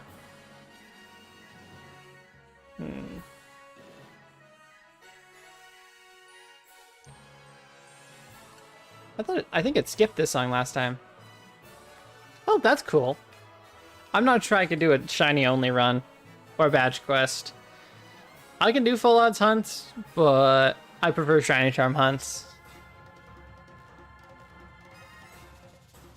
But if I did do one, I'd probably have to be Heart Gold and Soul Silver, which I do. Ooh, I do have my heart. I do almost have the stuff ready to finish recording my Heart Gold and Soul Silver stuff. So I guess I could do the starter hunt, but I need to do all 3 of them. Giratina of the Dark, Slowpoke of the Sea. You're not a lord of Pokemon.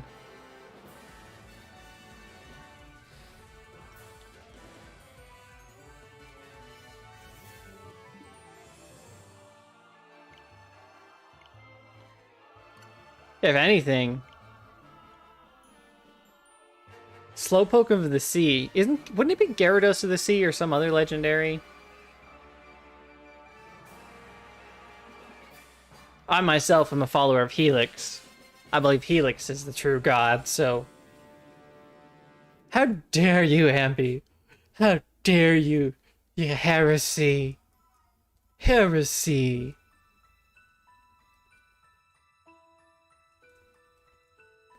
Yeah, but I think I'd have to do a shiny only playthrough on Heart Gold and Soul Silver, which I am going to finish putting together my DS TV out stuff. It's kind of annoying to put together, and I really don't want to have to finish wiring it all up. I might have to swap which Joy-Cons I'm using.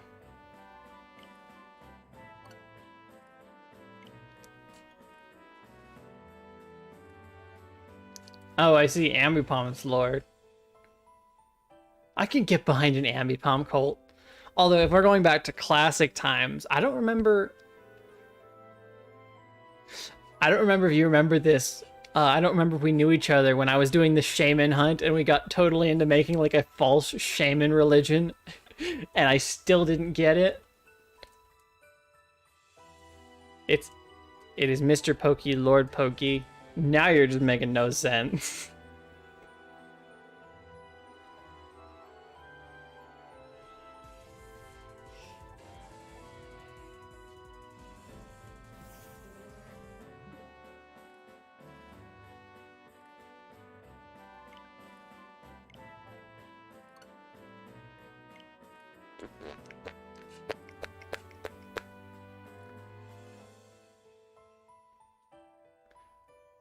I believe that puts us right around 1900. 100 away from, well, technically it's, what is it, 4096, so we need to be 2048. 2048 is half of that.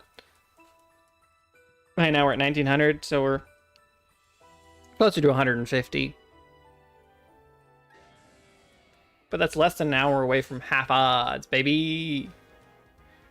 Which means, yeah, in theory, if you kept the pace up, you'd have a shiny between 3 games in 20 hours. It doesn't seem bad.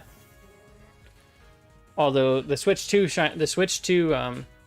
is way faster at stuff, which I really do want to get one eventually. There's so many things I need to get for streaming and stuff, but man, it's just I put it off. Slowpoke is Lord of the Seas. Well, maybe Slowpoke being Lord of Lugia who? That is nuts to say. Lugia who? May Arceus smite you where you stand. He will not let you defile the legendaries he made like this.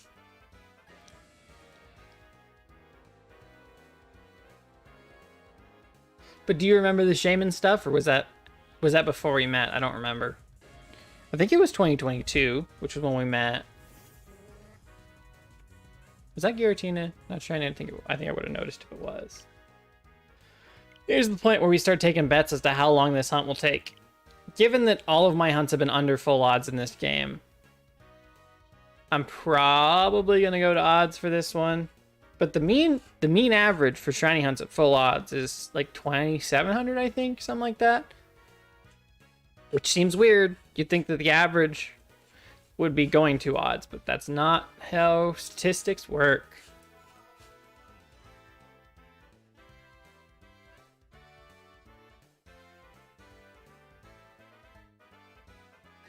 I might need to get some water though.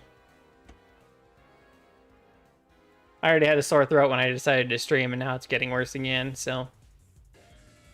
Not shiny, not shiny. Come on, shiny. Nope. My guess is going to be one of these will shine as soon as one game hits close to odds, close to shiny charm odds. So one game will go to 1365, and that's when we'll get a shiny on it. Which sucks, because that means it'll take... Well, it'll be pretty close. Actually, yeah, 1365 should be exactly at odds. Exactly at full odds between 3 games.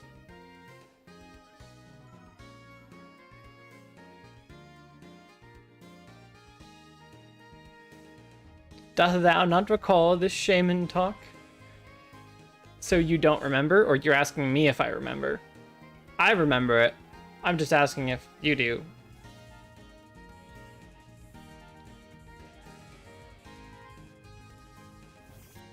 When I went 8,000 for shaman and still didn't get it, and was doing way more encounters than I should a day, and we ended up doing like a religion of shaman kind of thing.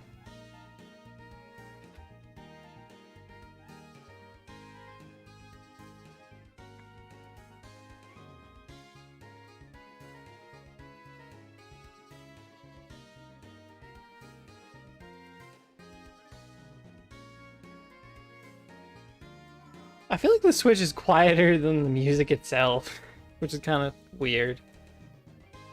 The Switch itself also feels quiet. Maybe I need to turn it up a bit.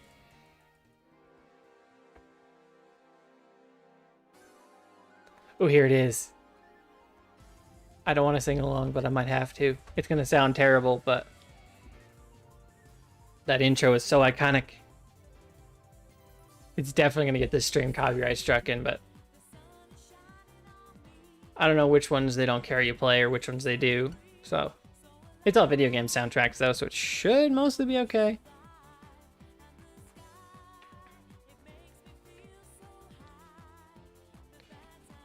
I don't even know if I can hit the high notes in this song anymore. I used to be able to. Wanna be a bright day. Can you feel the sunshine? Okay, I can still hit some of them. Although I suck at remembering lyrics. I know what the lyrics are, but I suck at remembering what order they all go in. Like music dyslexia. I thought the shaman was I thought the shaman is when we met, so I thought also you're behind, Ambi. You need to make sure you're close to live on stream, because I think you've fallen behind. I think I'm okay with this music being louder than the game though. And then if we get the shiny, I'll just turn the music off. And I did figure out that when you're recording, you can actually isolate soundtracks, so you can have certain things not show up on certain. So I can have stream record the background audio, but the recording itself doesn't record that channel. So it can be just the stream with the game audio and my voice, which I think is cool. At the same time, I feel like maybe the music in the background wouldn't be a bad idea when you have it. But I think I personally prefer choosing what music to put over it instead of just having whatever was going on stream.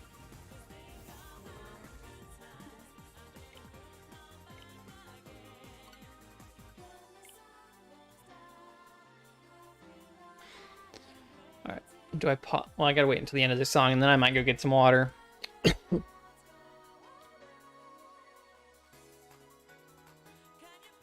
I also have all my hotkeys configured, so in theory, I can mute if I need to, which is good.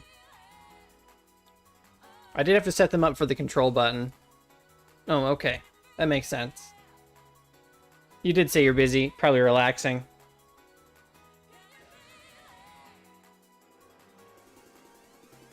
I see.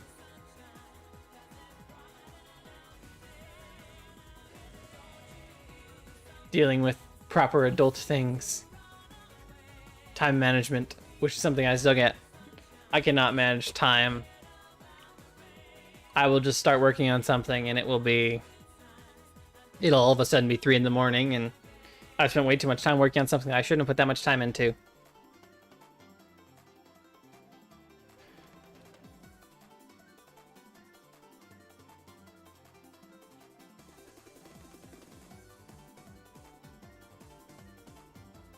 How long do I want to stream tonight? I don't know.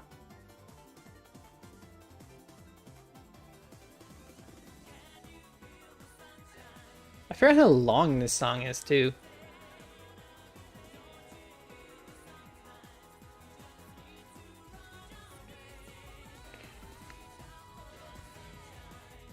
No Giratina, no Palkia, no. Alright.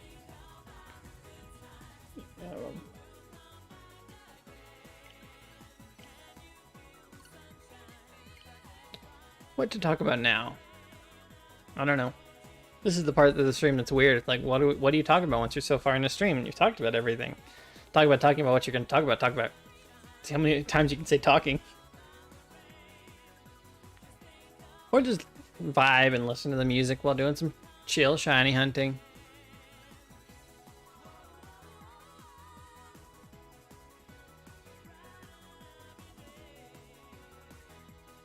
Pokemon cards and how ridiculously expensive they are. See, I'm not in that market. I think it's kind of stupid that cardboard has that kind of value. You know, the idea that I can produce something and then only release it at a certain number, and it's literally a piece of paper, is kind of ridiculous.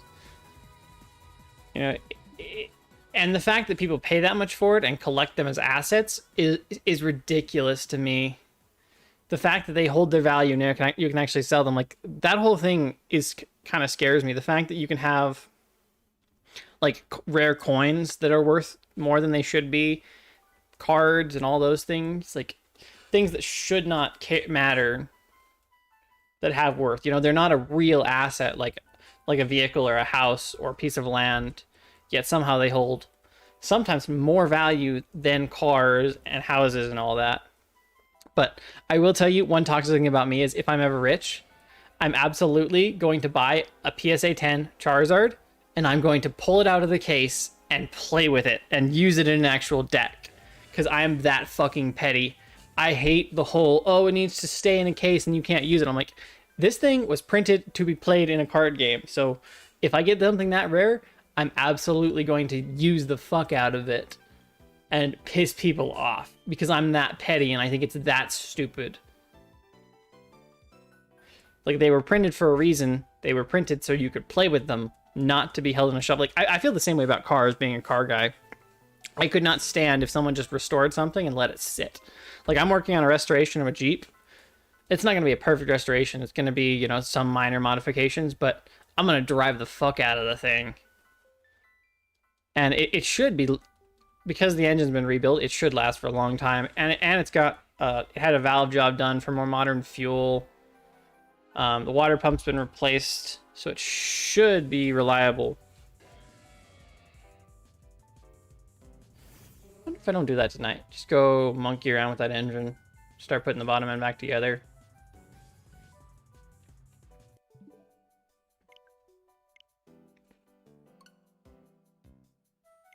Wow. See, but that makes sense, right? Someone's signature is pretty cool, especially if they're famous. So it kind of makes sense they're a little more, but even, you know, 150 to 200 isn't as bad as, you know, spending thousands of dollars. Like, with one of their new sets, I was watching a video where the odds of pulling it were like, you'd have to spend $1,500 on boxes to pull one single copy of a single card. I'm like, that's fucking nuts. And I'm glad Yu-Gi-Oh! Kind of moved away from it. They still have their rare cards, but they kind of moved away from, this will be the only way to get it, and they'll have reprints of it. And that way the collectors can have their rare card, but even then they're not as rare, you know, they're not too rare to get. And you're guaranteed something of that rarity that's still a pretty good card. Even if some of the better ones, like the hand traps, aren't as much.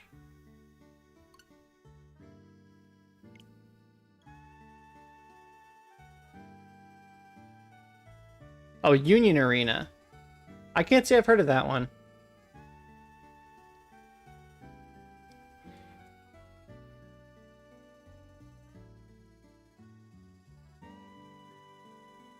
But yeah, the other video I need to finish is I'm working on the totem Pokemon. It's going to take a while though, because I'm going for the wild Salazzle and the wild, what's it called? the wild Salazzle and Como-O. I've got my teams ready. I've got a team of level 100 Absols with False Swipe, maxed PP, which was a kind of a pain to do. But they all have pressure, and they all have max PP, so they should be good for hunting Salazzle and Como-O with the Lepaberry method. But right now I'm stuck on Araquanid. For some reason, Araquanid is just like, nope, I haven't even phased on the thing. It's going way over. It's going over odds, so I'm kind of done hunting it for a moment. Part of me says I should go back to just random encountering it, but the Shiny Charm SOS hunts, where you do 10 at a time, or give you way more of a chance of finding it.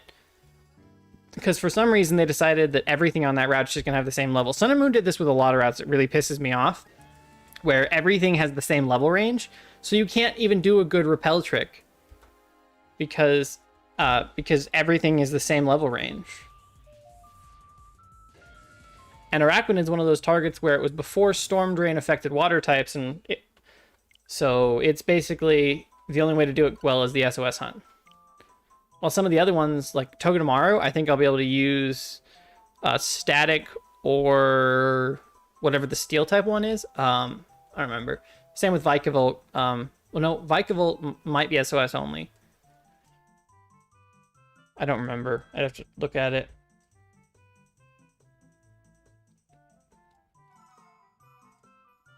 But yeah, Como and Salazzle will not be Shiny Charm odds. They will be SOS odds because you already have to do 27,000 encounters to get 2 odds, just to have a chance at being at odds, at the Shiny Charm odds, per seeing it.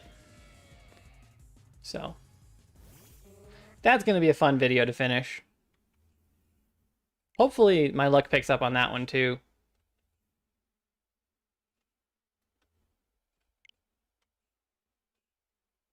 Wow, we're growing up in viewers. It's weird that it shows 6 likes and then it goes back down to whatever it was. Oh, did my playlist end? That's weird. It just stopped.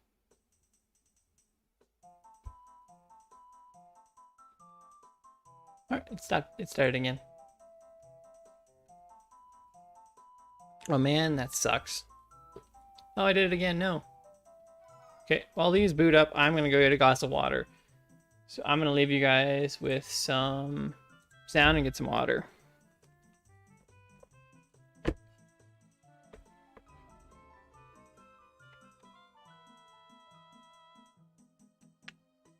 And maybe get you cleared up. Anyways, we're going to go ahead and mute.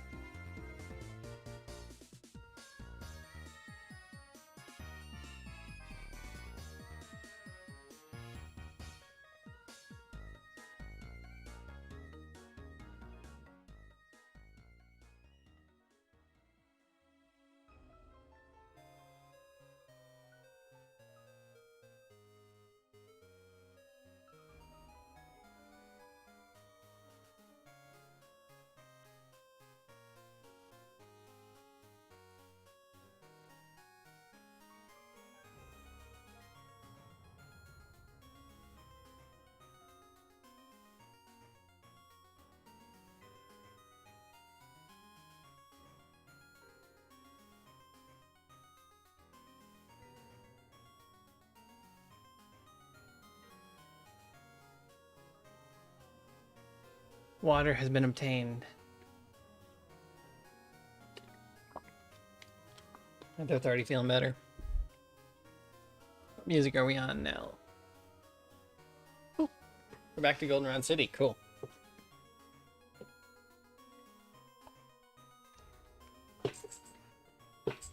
Alright, I need to make sure chat's visible again. And we're gonna do this one here.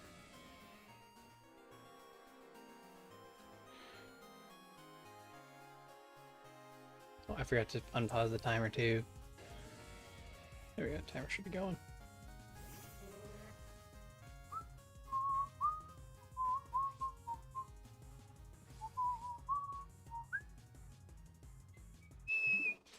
Man, I can't wait to have both my 3DSs and both DSs going. That'll be so nice. Little Root Town, this is so nostalgic. I should totally get some Fire Red and Leaf Green music in here.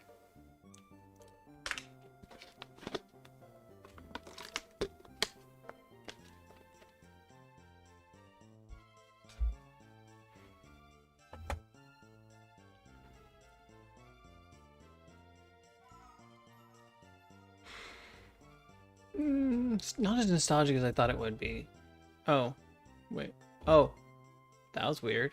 Why did my mouse show up? Oh, it's recording the mouse if it's where that is. Okay, that makes sense.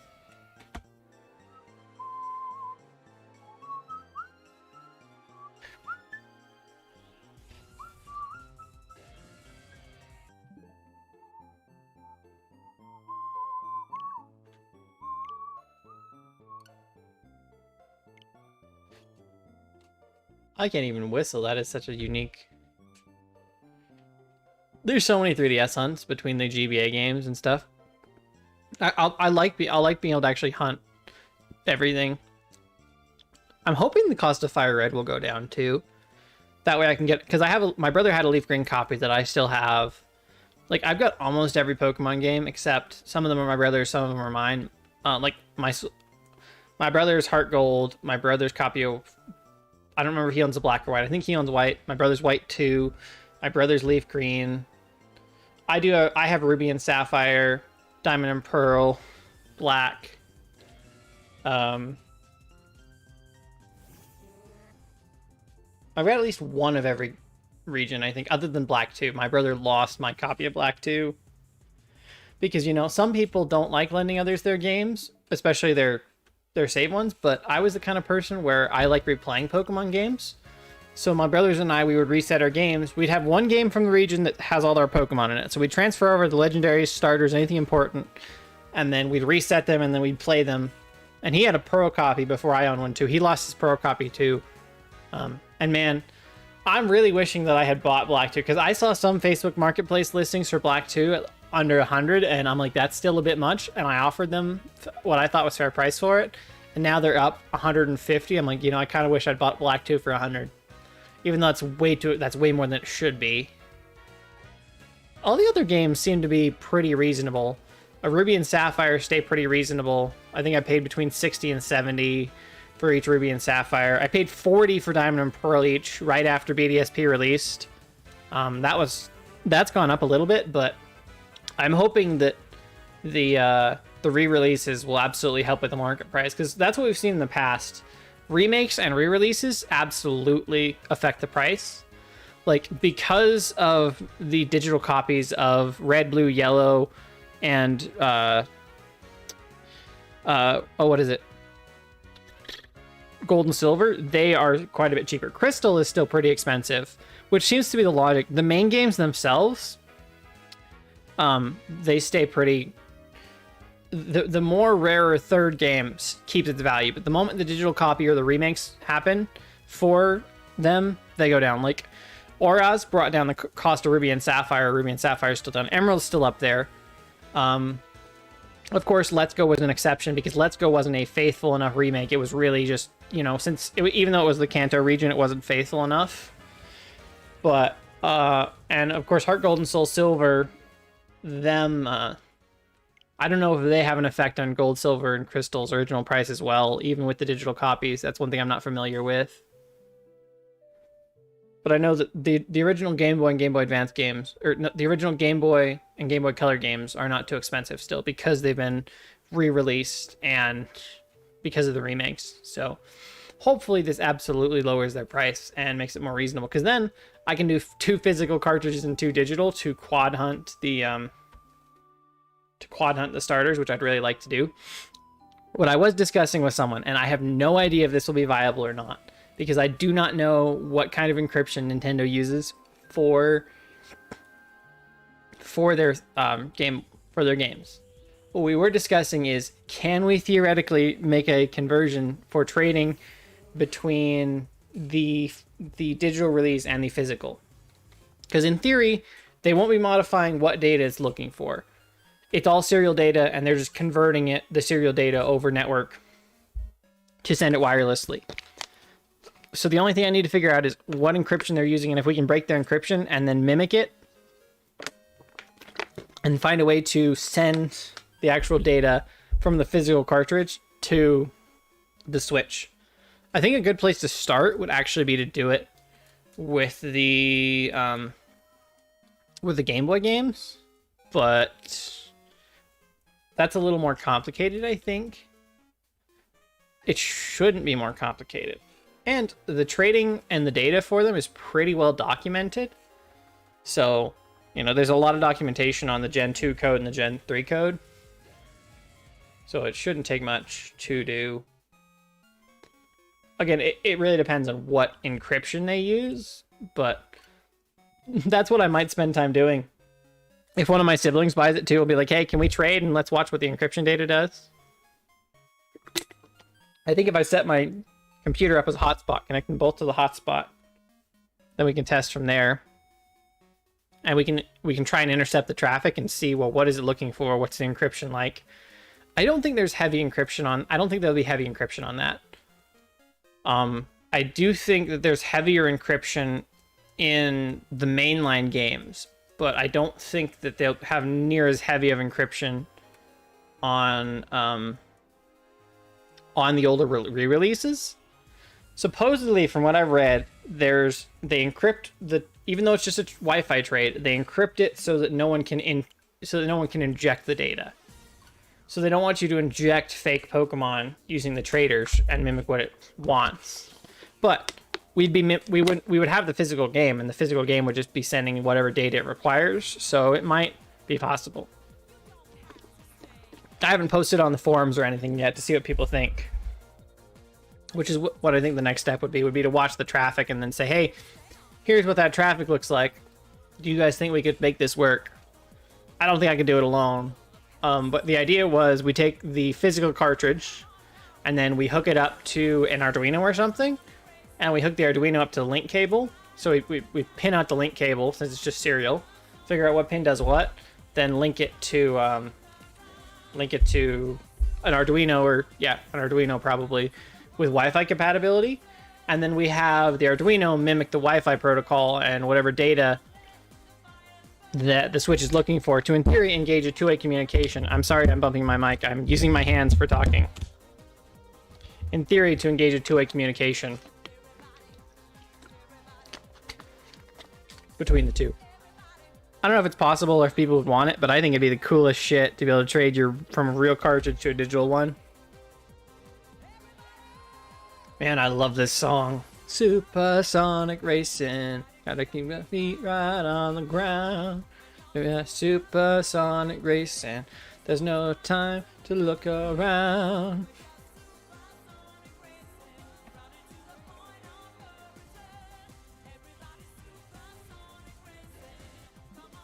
Let the fire burn.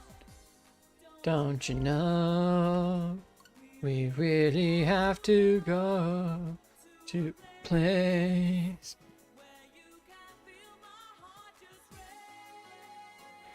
I definitely think maybe I'll play with the idea on the 3DSs first.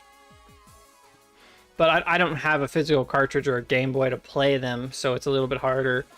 But we could theoretically see what the encryption looks like, or I can just wait till tomorrow and buy it. I wonder what time it goes live. I think it's after the announcement, right? Ooh, maybe I stream the announcement for once. I'm not sure if I would or not, though, but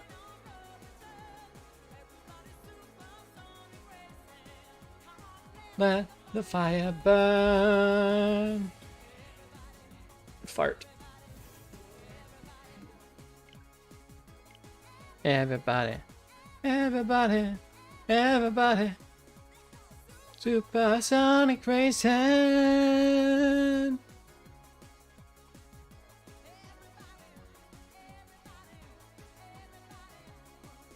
Let's see, what is 6. So it's 6 is 180 plus. It's 1800 plus 180. So we're almost at 2000. We're 20 away from 1000. Between each game is 6.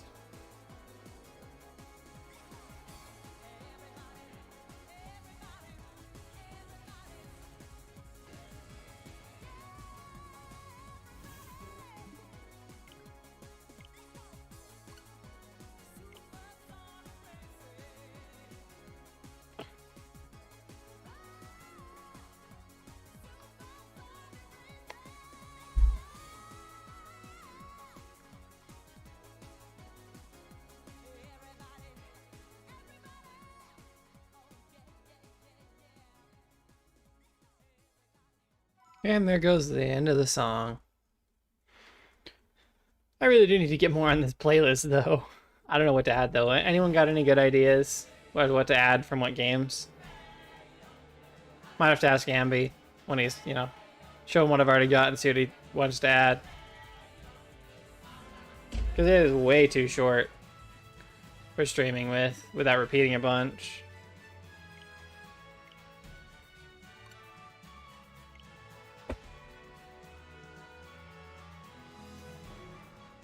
It's weird how I'm doing better than some of the ZA streams. I was surprised at how fast ZA was like, okay, we're done with ZA. We're not going to make videos about it. We're not going to play it much. It was quicker than any other Pokemon game because there wasn't much content. I mean, people finished everything so quickly, which is really why I haven't bought it. It's like, really, you have so little content for such a high price. And they're like, oh, but they changed things. I'm like, yeah, I know they changed things, but they're still too high a price for what they give you because I don't care how many Mega Pokemon you add, when there's no new Pokemon other than Mega Pokemon, not really much new areas, a way small map with all the Pokemon forced. It's like, I was listening to somebody talk about it, and they made the same kind of point I did, where Legends Arceus gives you too much freedom, where they just kind of splotch the same Pokemon in too many areas, and Scarlet and Violet does the same thing, where the maps are too big and they splotch Pokemon everywhere. And it feels like ZA, I haven't played it, I don't know, it is the opposite, where there's just not enough to do, so they limit the number of Pokemon you can get, and there's not enough room for kind of the content. So they need to kind of figure out a middleman where there's not too much to explore, but there's not too little to explore. Also, I wish you luck. I have hunted the Johto starters twice. I believe Totodile was actually my first full odds hunted Pokemon in those games. And then the second one was Chikorita. I did a bunch of hunting on my save files, didn't get anything and decided to delete them, and I got Chikorita. That's actually on my channel if you want to go watch it. It is horrible quality because I was trying to record from my phone and stream from my phone, so the actual reaction itself, the video is bad, and then I switched from trying to stream from my phone to just recording from my phone for the rest of it.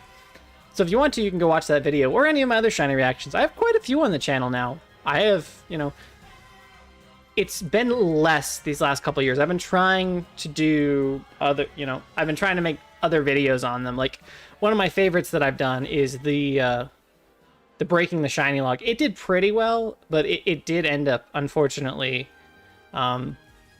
it bottomed out because all of my videos end up bottoming out. I think it's mostly because they put ads at the beginning after they reach a certain amount of watch time. So what I've seen is once your video has a certain amount of views or watch time, YouTube will automatically put ads there even though I'm not monetized. And I think that's part of what kills them, because people click off because of the ad.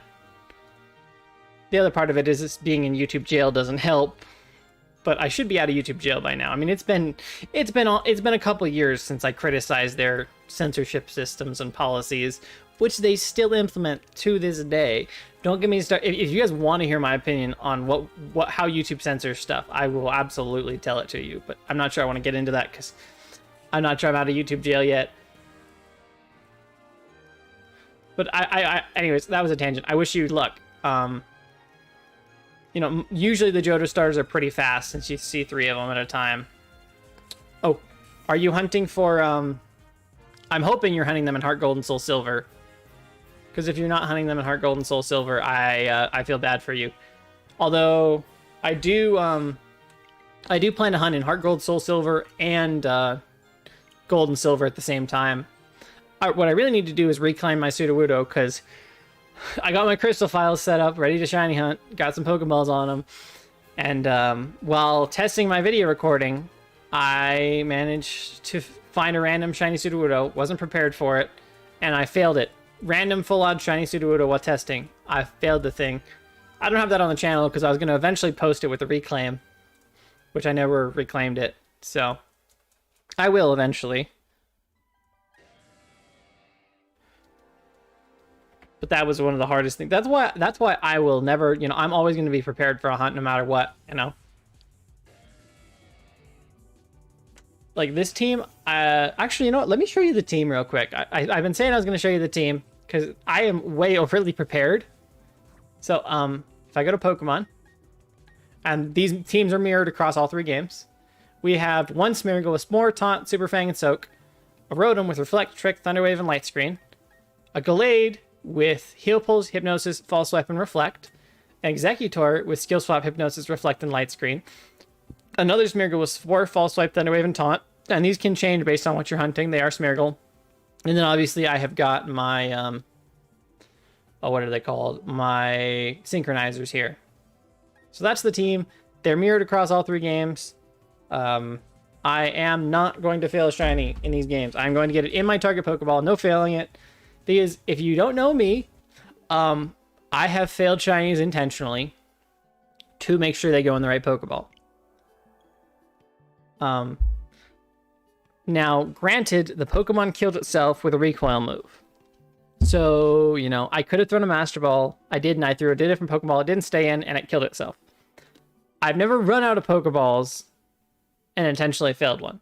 These may be the first hunts. I only have 30 dive balls across each games, and that gives me a 90% chance to catch it in 30 dive balls at 1 HP and asleep. So I think I'm prepared enough. Especially since Smeargles are normal type against the Giratina. But how many resets have you done, Duat? I'm curious. What game are you hunting it in and how many resets?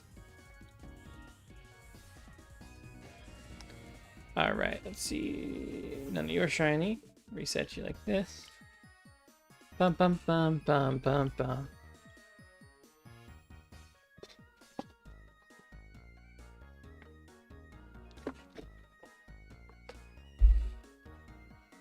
I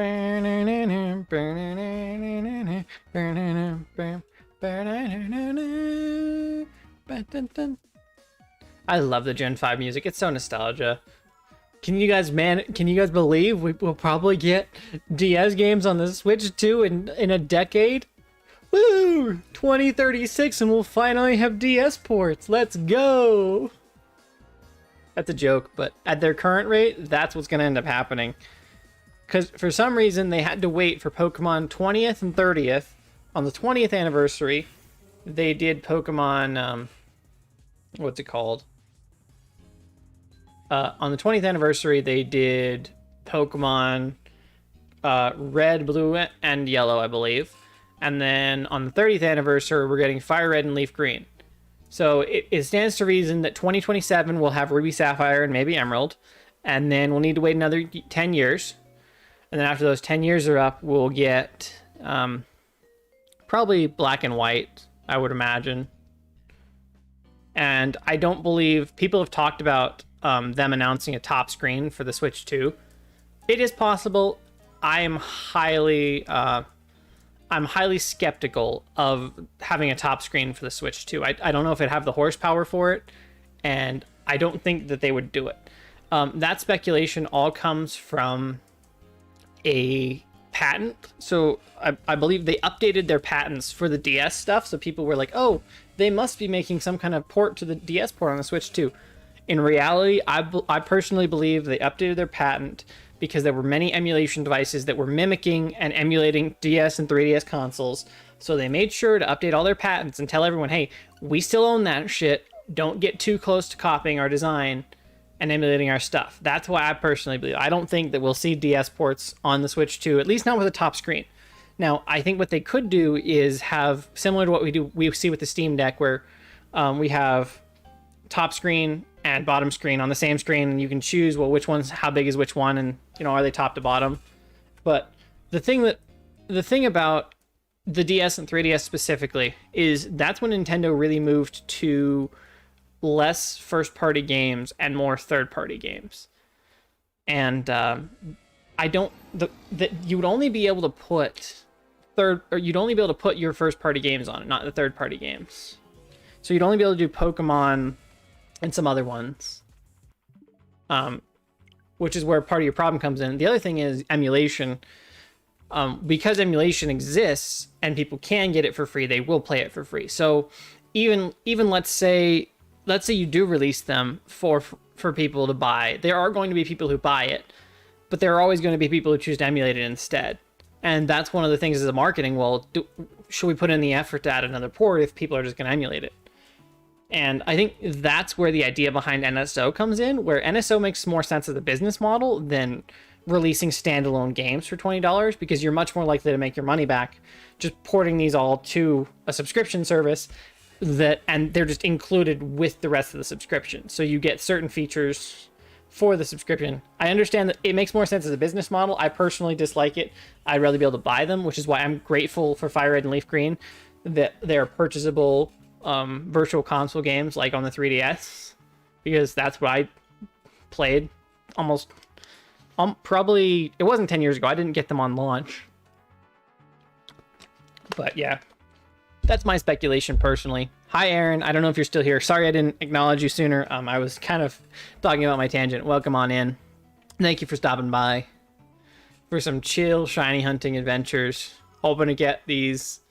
I do have the shiny charm in each file. The reason I'm doing 50 hours is I want to test how many shinies I can get, how many encounters they take, and is the shiny charm effective at anything actually effective on anything in this game.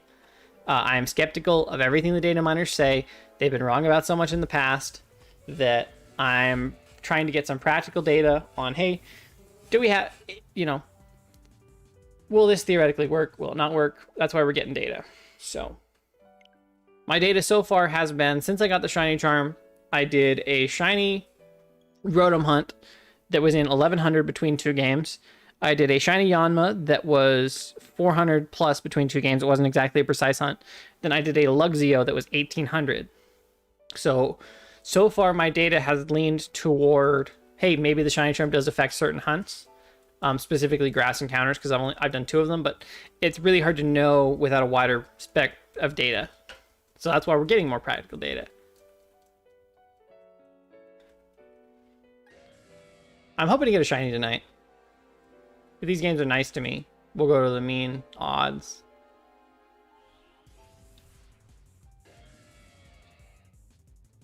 Oh, I didn't do that.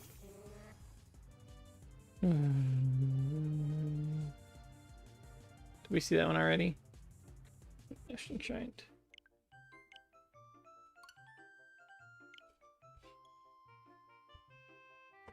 Well, this is a good one too. Kokiri Forest.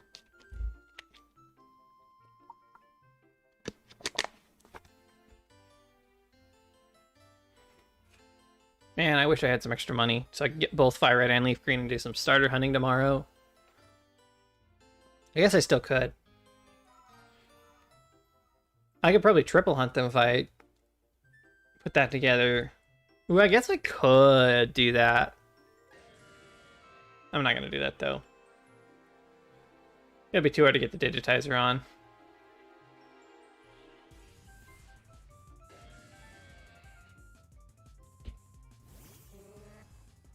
And there's the end of that song. Back to Gen 4 music. Let's go. I do like my Gen 4 music too. Although I think this is the third time we've been through this playlist. I'll definitely need to update it and have a lot more music on it. But hey, if you're hanging out and you haven't left a like yet, I would appreciate it if you consider it and consider subscribing. We are super close to 600 subscribers, and if I could get there tonight, that would please me so much. God, that came out wrong. I could have said that so much better, but it came out wrong. Now someone's going to clip it and be like, oh, look what he said. There it goes.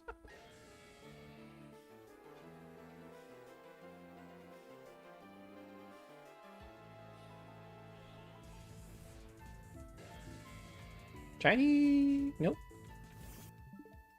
Imagine I just suddenly yell shiny and everyone shows up and starts chatting, and then I rage bait them because I didn't actually get one. That'd be so funny. And there's the end of my water supply.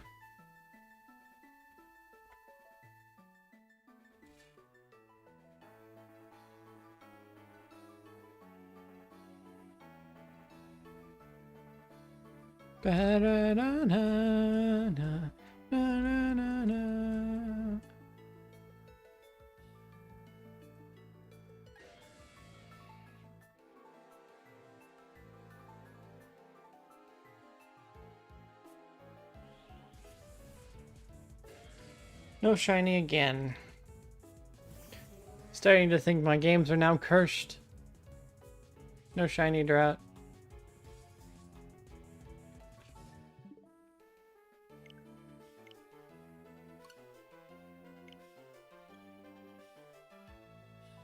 I really should have started with random encounter hunts instead of legendary hunts. They're way easier to do at 150 an hour per game, which means you can do 450 between 3. So you're 2 odds in 10 hours. So that's not, I don't think that's actually bad at all, even if the Shiny Charm doesn't work.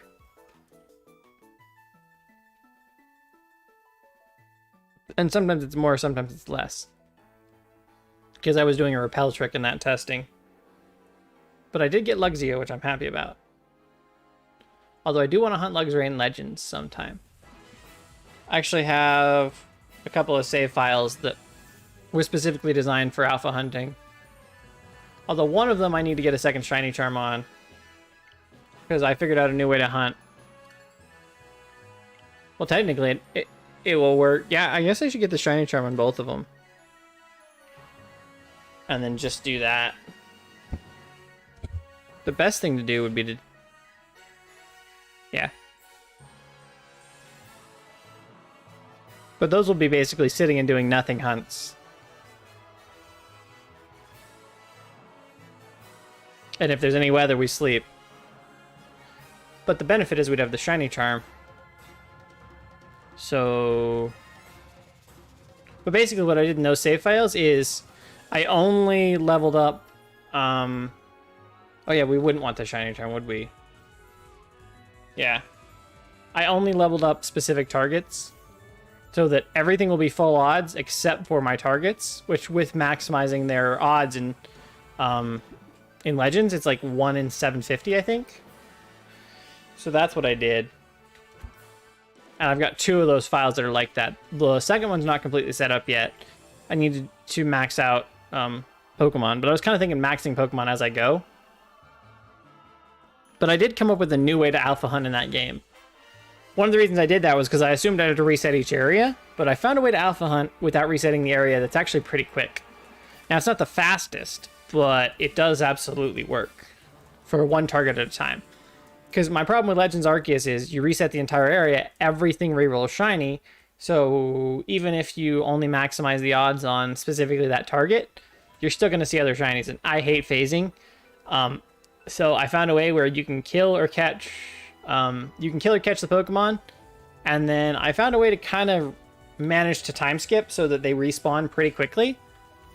So that I can actually hunt them pretty quickly. Now, I don't know if it's as fast as resetting. In theory, it should be faster than resetting still, because you don't have to start at Jubilife Village. Or go, well, I guess you don't need to reset with that. You just go back and forth between Jubilee Village. But with this one, you basically set up camp as close to your target as you can, pick up whichever target it is, set it to morning, and then go kill it. And then you go, you either sleep 2 or 3 times.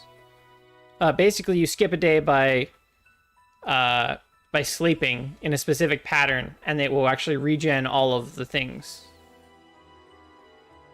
Well, it won't regen everything. It'll regen anything that was done quickly enough in that time frame.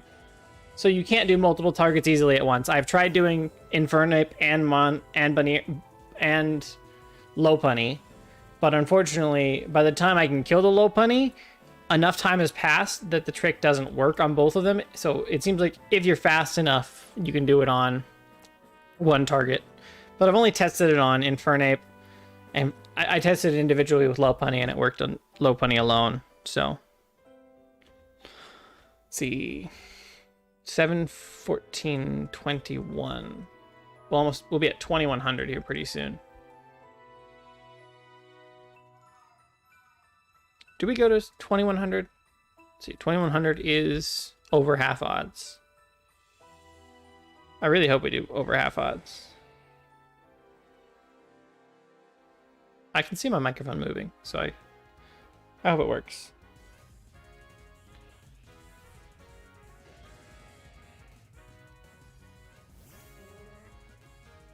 Nimbasa City, baby.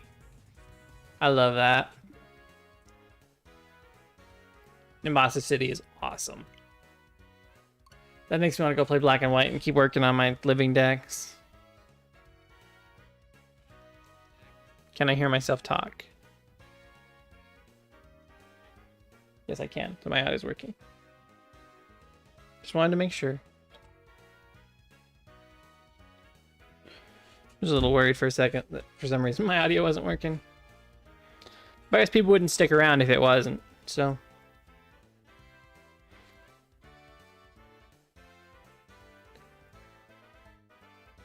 I'm not sure I like the top fan thing. I think it should work based on chatting, not necessarily how long they've been here, because people can lurk and people could be interacting, but the people who are interacting would never overcome the lurkers because they were lurking the whole time, and it doesn't matter how much they chat. Because the person's been on stream the whole time, they can't overcome it. So it's basically whoever shows up and stays in stream the longest, not necessarily who chats more, and I don't know if I like that.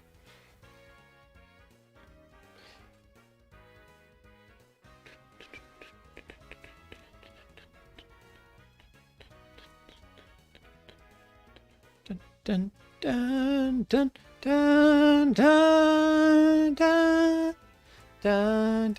dun dun dun dun dun dun dun.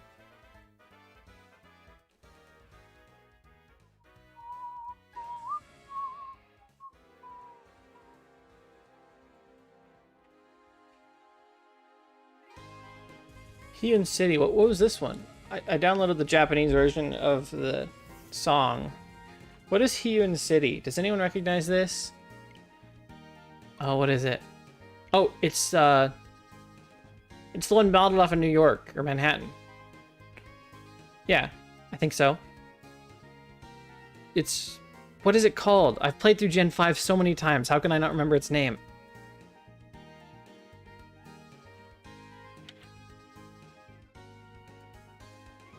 Oh, what's the name of the city that's based off of it?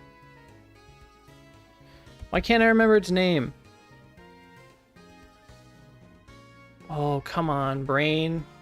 Nimbasa City is the one after it. Canalave, C. Why can't I remember the names of the black and white cities? I can remember Driftvale. Man, I've played through Gen 5. I cannot believe that I can't remember the names of the cities. I'm a Gen 5 fan and I can't name them. How dare I? I'm a fake Gen 5 fan.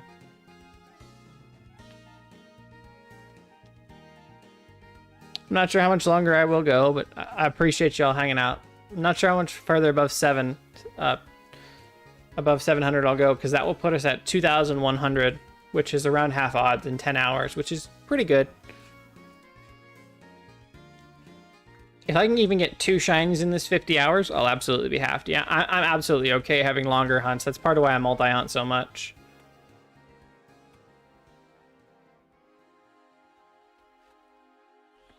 Go forward. We're back to Can We Feel the Sunshine? My favorite. Drop something in the chat if you like Can You Feel the Sunshine. It's such a good song.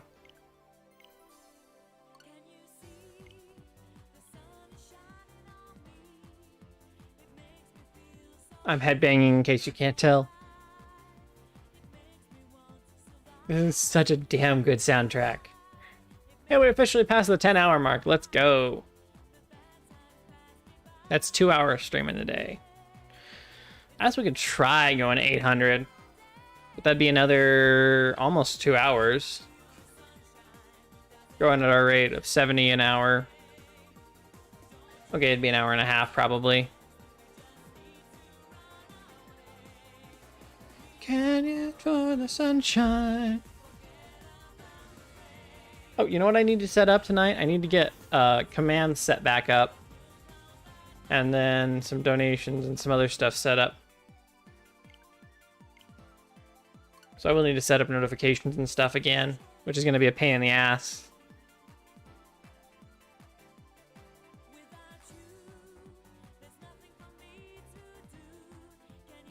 But yeah, if you're still here and you haven't left the like or you haven't considered subscribing, please do. I would really appreciate it. I am a few away from 600 and hoping to make that soon. Thank y'all for showing up and hanging out with me.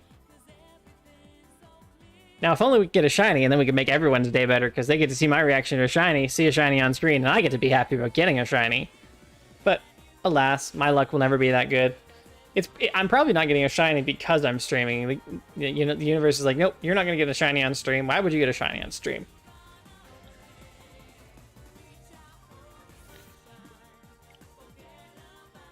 Come on, fingers, work please. Work please, thank you.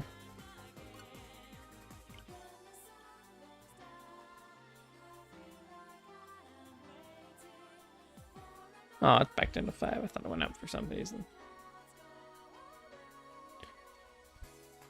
Don't you know?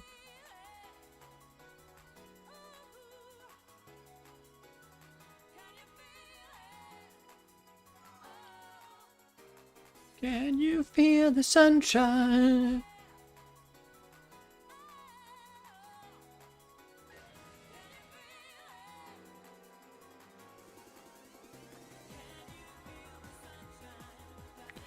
Try another day. Can you feel the sunshine? 10 more and we're at 700. Let's see, half of 4096 is 2048, which means I think we're there, aren't we? We're past it. Yeah, we're past 2048. We're 30 behind 2100, so we're at 2070, I believe. So we did pass half odds for full odds hunting in 10 hours, which isn't bad. The mean hunt for a full odds hunt would be around a little over what we're at, I think.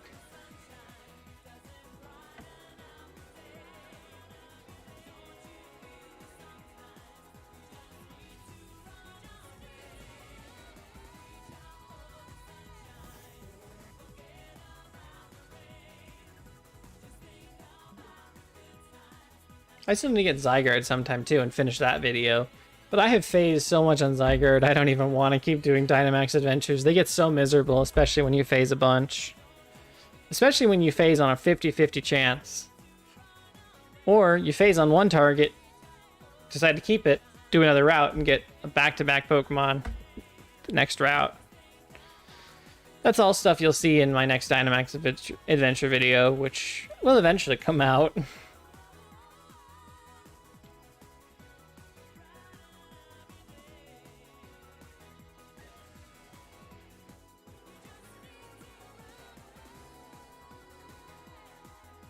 $92.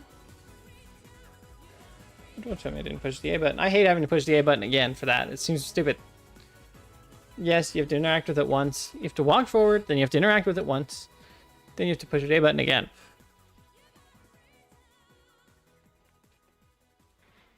Best song on this entire playlist.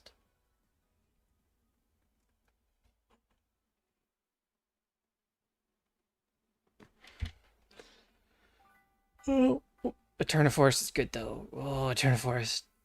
It's such a classic. And it does fit the theme. You know, we're hunting legendaries. Eternal Forest kind of meets that vibe, you know. Quiet, mysterious. What's going on in this forest? Although Cheryl is obnoxious. I do not like that part of the game, having to deal with Cheryl and all the double battles where her Chansey basically only works as a healer and you have to do all the offense. It's great for shiny hunting. I've never dual shiny hunted there, but plan to eventually. And I really need to get my DSs done now.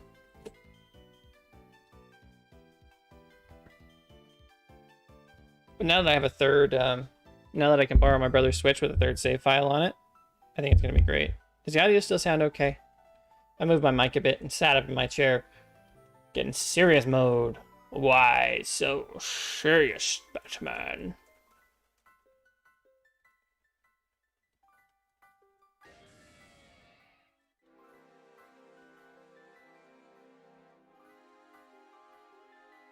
All right.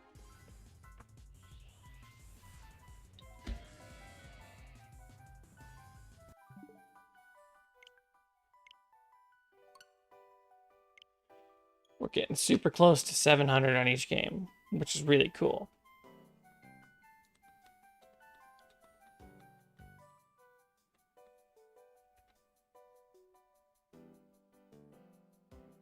I'm running out of things to ramble on about here, guys. I can only ramble on so often without interaction. My brain is like, oh, what do I talk about now? What do I talk about now? No one's moving in chat, but there are people here and they want me to talk.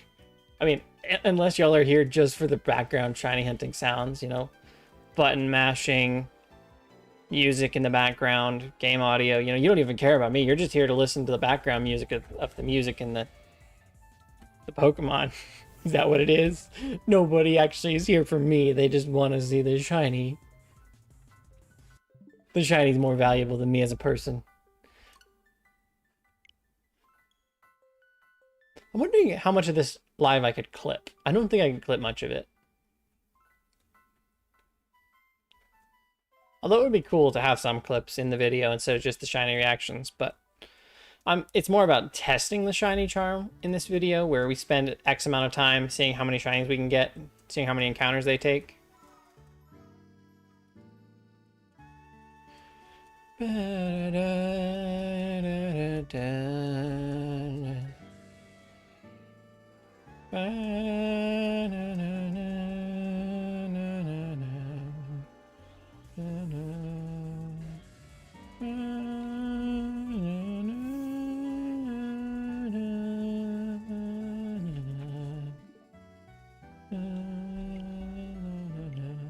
Yeah, I know what it is.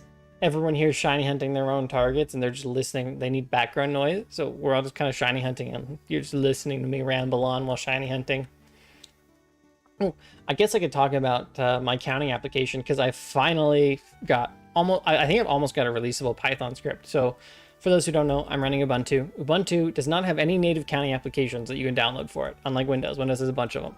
So I had to build my own counting application to even be able to have these counters on screen.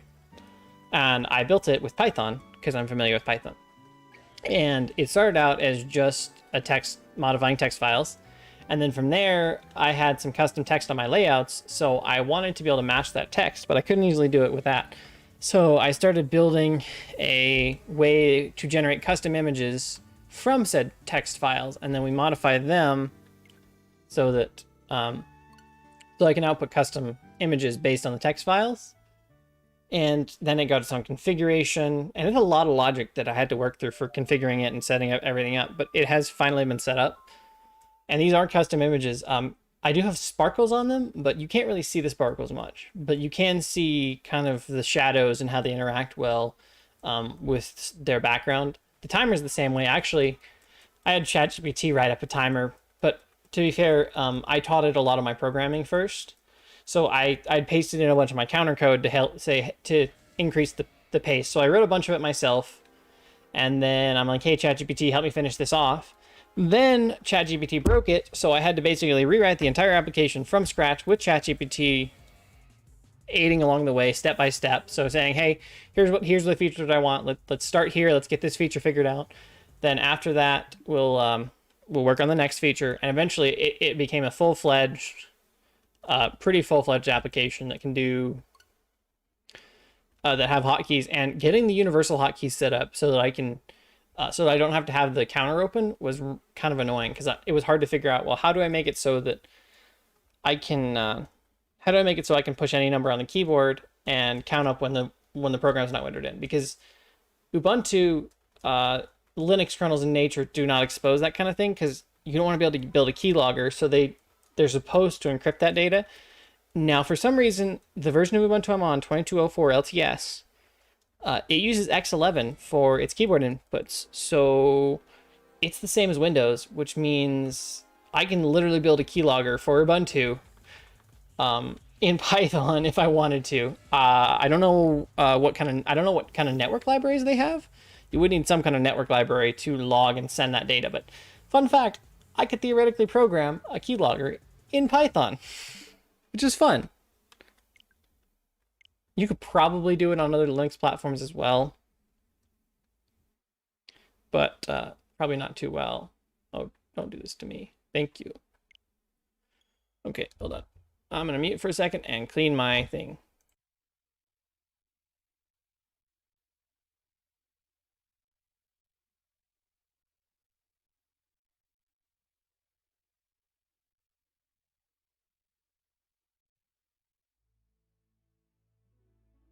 Yeah, I really need to replace that joystick. I think the Joy-Cons themselves are some of the most well-engineered. They're some of the best engineered controllers ever from a coolness perspective and from a design perspective. I know some people will say, well, what about Joy-Con drift? And Joy-Con drift is a problem, but in my experience, it's less about how much you use the controller and more about how you store it. So, if it's sitting for a long time, not being used, where it can get dust in it, that's where the problem starts, where somehow the dust gets underneath it or something gets underneath it.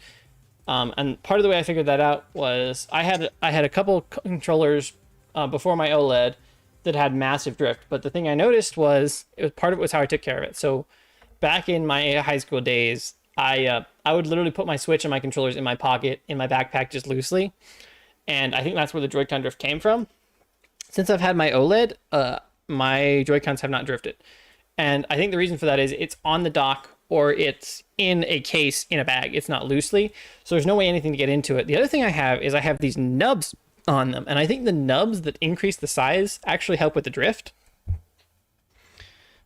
Because I think they help prevent dust from getting in it. And I was thinking about that the other day. I'm like, because this one that I think is starting to drift, I lost the cover for, and it started drifting not long after I pulled that off. So I think it, and I guess since I mentioned, I do want to go into how cool I think the engineering is behind the Joy-Cons. Hold on, let me let the dogs out real quick.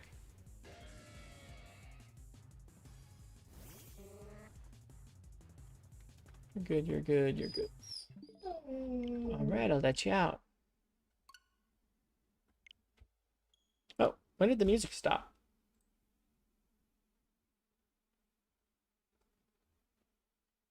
I didn't even notice the music stopped. Violet City, good old Gen 2. 701 per game.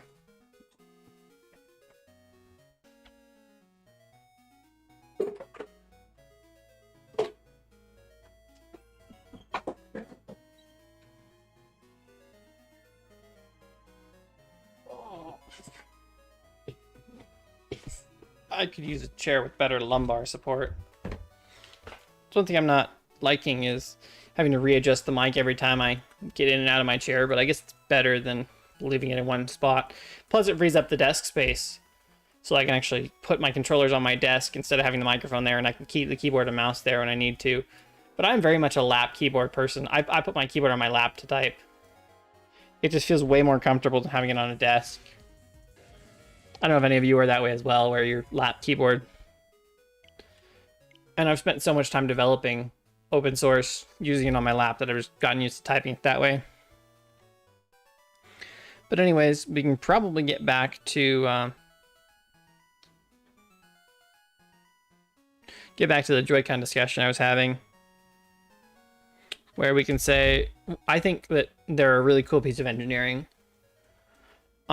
Just part of it was because of how small they were, and part of it was because of all the features they packed in such a tiny package, so they can work on the console, off the console, together, or single, turn sideways with extra buttons.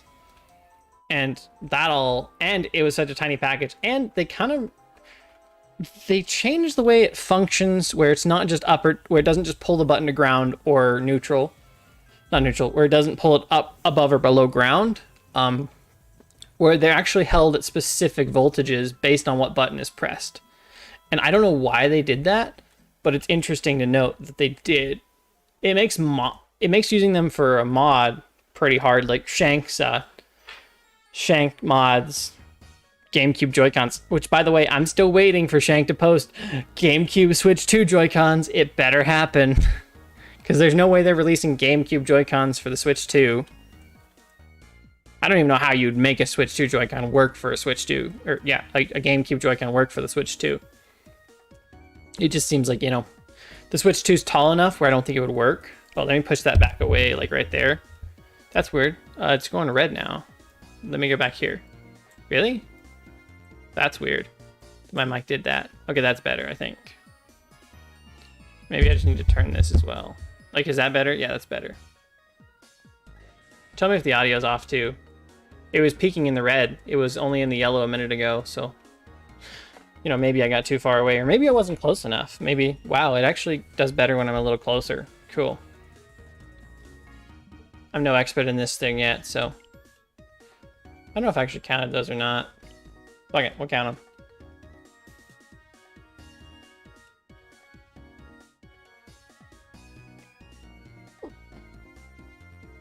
Thank you all for 7 likes. If we can get to 10, I'd be grateful to you all. I really appreciate it.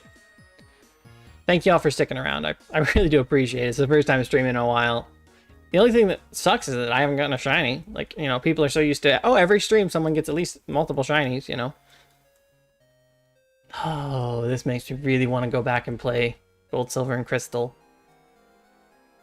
I do want to do the starter hunts and the Sudowoodo hunt. They're pretty quick on the 3DS.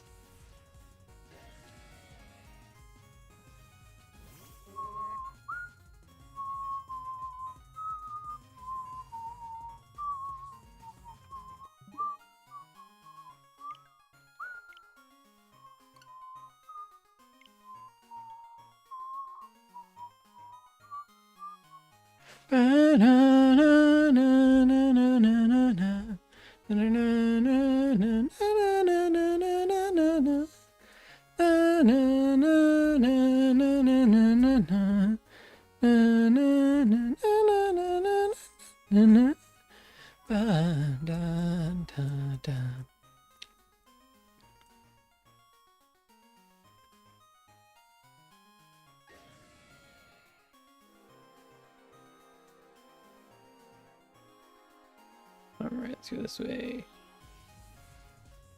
Alright. 706. I guess we're committed to going to 800 now. Yeah, can't stop.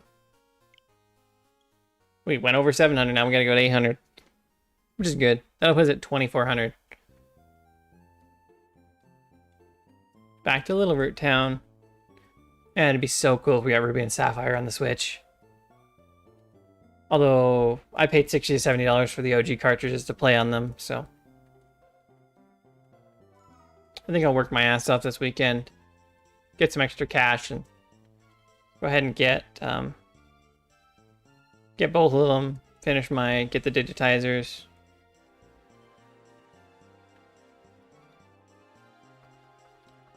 I need both of those plus the digitizers, and then I think... ideally I want to do that, but I don't think I need to. Oh. I don't know. You guys don't know what I mean by that. So I'm working on some basically as close to a consoleized DS as you can get by putting an Arduino with the TV outboard with some custom programming. And one of the problems I've run into is the Arduinos that I can fit inside of a DS shell or modified DS shell. They're limited in their ESP32 capabilities to what devices they can connect to and how many they can connect to at a time. So what I think I need to do is get a third ESP32 and then power it and then have a have it connect to a controller and then have that one control the DSs. That way it that way I can control multiple of them at the same time. But right now I think I'm just going to do basically one control the other. I think that's a nice way of doing it. I can connect controllers to them too with the right software, but I think I like the idea of connecting one to the other. I just need to figure out how the logic for all the software is going to work on that. So that's going to be interesting. Oh, where did chat go? There chat went. Hi chat. I missed you. Even though no one said anything. I missed chat.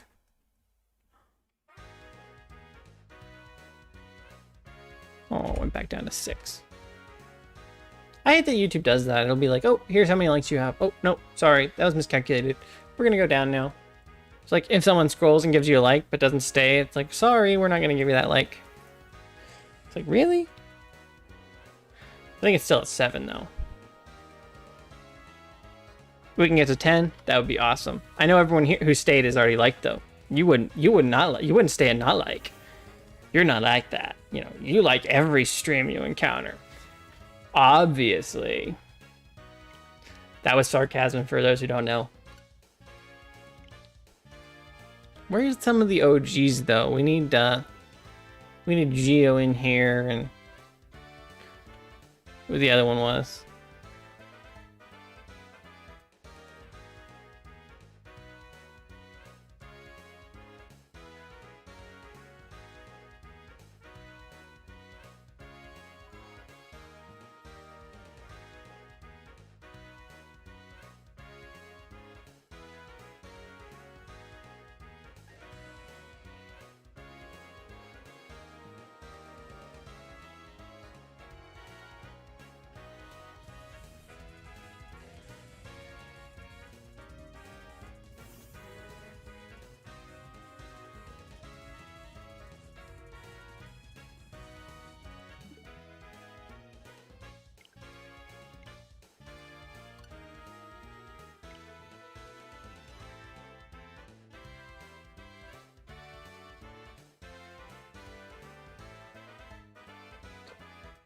Oh, this is gonna be a long trek to 800.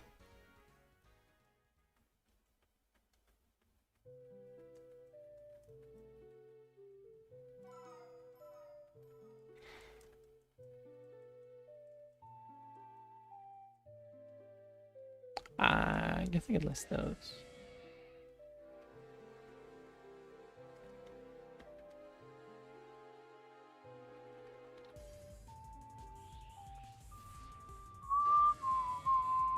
I do love this song too. Did anyone see if I counted up that time?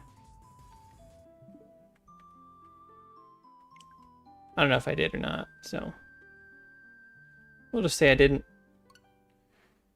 On the road again, I just can't wait to get on the road again. On this road to getting every shiny then. I can't wait to get on the road again. The shiny road. I feel like we could totally make that work as a shiny song. No, you need more syllables though. Getting shinies again. I just can't wait to get a shiny again. Can't wait for one of my targets to shine again. Something like that might work. I mean, you can kind of make the rhythm work even with some extra words and syllables. Wrong controller. Hands. Work, please. Thank you.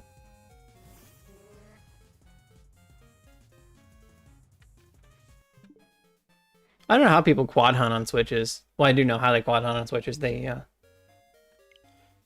do GameCube controller or some mods, which I did want to look into. I do really want to get the controller mod for controlling multiple at the same time, but I don't know how the programming works for it or how to even assemble the thing.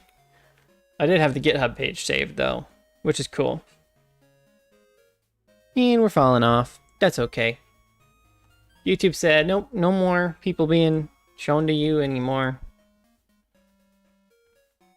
But I wish you all good shiny luck, all you who leave. May your targets be found fast, and may you be saved may you be saved from Overod's hunts. That's what I was trying to say. I know I pushed the A button there. Don't you troll me, game. Come on, let's go.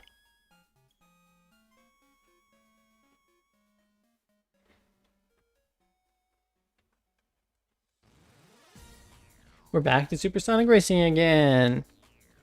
I really do need to update this playlist so it's longer for streaming.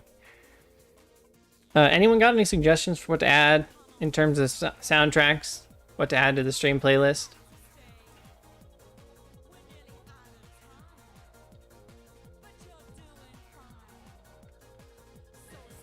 I'd have to figure out other games to add from.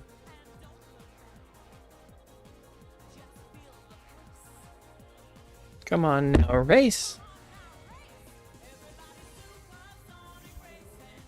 Try to keep my feet right on the ground. Supersonic racing. There's no time to look around. I think we can absolutely get to 800 tonight. The Firebird. Everybody, everybody, everybody, everybody, everybody, everybody. Man, I love that song so much. There's that other one that I thought about putting in the playlist, the Live and Learn, but I wasn't sure if I could get away with playing that on YouTube stream. Because yes, it's a video game license, but there's some issues with what they licensed it for, and you know, the people who made it are grumpy about Sega's thing. But supposedly in Sonic 3, the movie producers actually relicensed it from the people who made Live and Learn, whatever group it was. And that scene in that movie was so good. To a place where you can...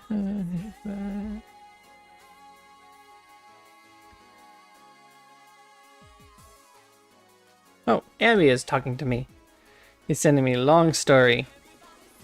Yeah, I mean, I don't think I'll try not to talk about it on stream. Although it is easier to engage with you if you send me the message in Discord and I talk to you on it through stream, but...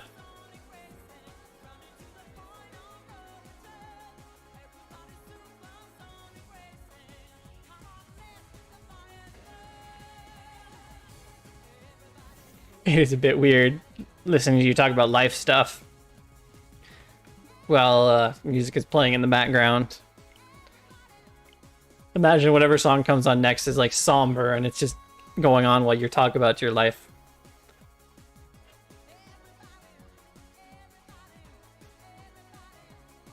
Oh, okay, that makes sense so far.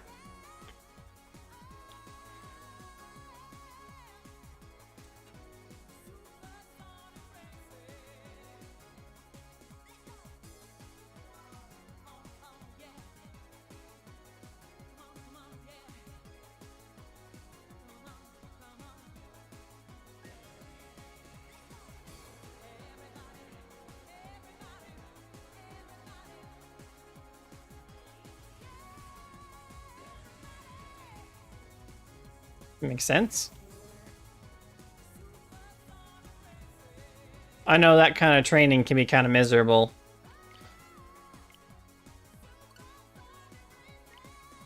But it can be important depending on your job, so. Oh, that sounds like that's going to be miserable. Having to teach grown-ass adults that kind of thing. I could not imagine having to teach adults. I mean, in theory, adults should be better than teaching kids and teens, but in practice, I think adults tend to be worse. Because they don't want to have to learn, you know. With a kid, they're more open to actually learning stuff. With an adult, when you try and teach them something, they don't want to learn it. They're kind of just assume they already know what they need to know, and they're not willing to take feedback on anything. Oh. Oh. If you told me you were in where you live, I'm not going to say where you live, but if you told me where you lived, I would totally send you after marketplace finds for me. I see so many marketplace finds out in that area, and I'm like, man, I wish I didn't live so far away.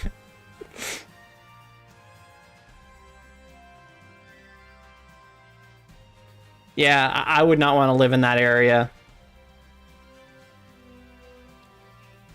So, what is the problem with relocating?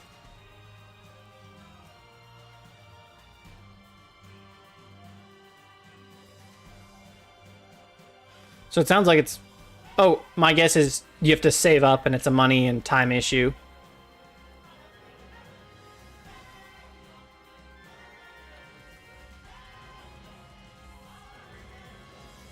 Man, if only you weren't so far away, I'd help you in a jiff.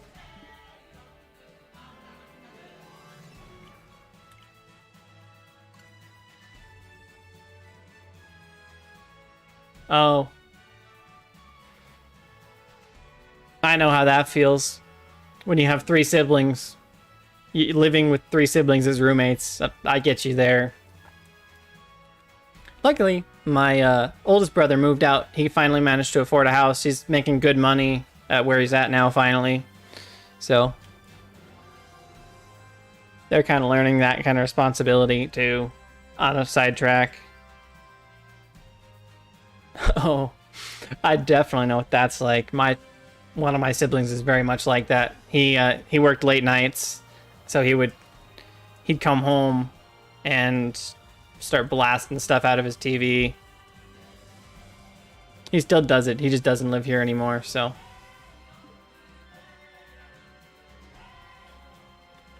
I feel ya.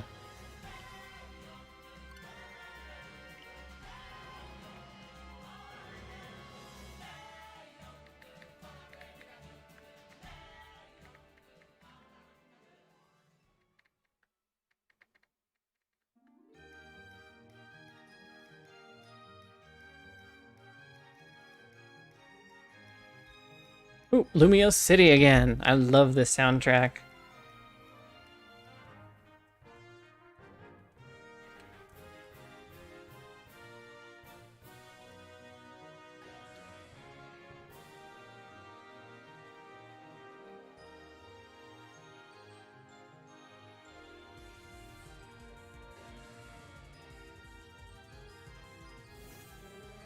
Seems like my A button presses are not registering. I know I'm pressing them for the Dialga.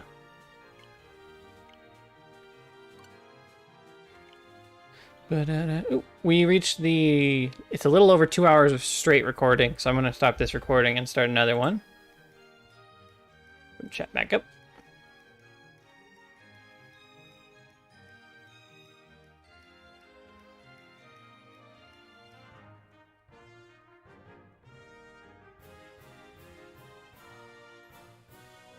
You're not being a dick. Being a dick is being unreasonable. Being a dick is being mean for no reason. Being an asshole is when you're being mean for being comedic, and what you're describing is a man-child. It's someone who never got disciplined to respect other people, which, you know, he's the one being a dick, not you. It's perfectly reasonable to say, hey, you're a grown-ass adult. I'm bringing these things to you. Will you please do these things for me? And if he doesn't even try and compromise, or like,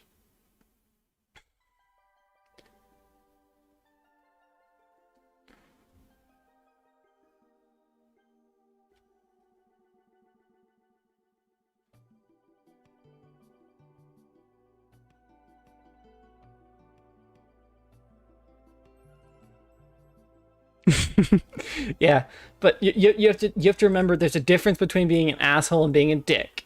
being a dick is being mean for no reason. Being an asshole is being mean, but it's comedic. And this is neither, I would argue. But yeah, that's my problem with most people. Like, I get along with millennials and Gen X. I have a really hard time associating with Gen Z, and depending on the size of millennial, it's just, there's so much entitlement and lack of respect for other people. It's just, you know, it's, I'm going to do whatever I want when I want, regardless of other people.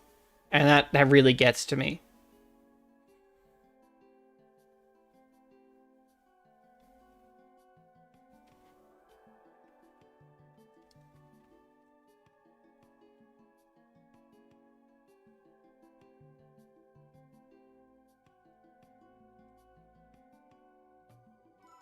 Sounds like you need a couple beers and just some time relaxing with some alcohol in your system. Bum bum bum bum ba da da da da da da da da da da da da da da na na na na na na. Na na na na na na na na na na na na na na na na na na.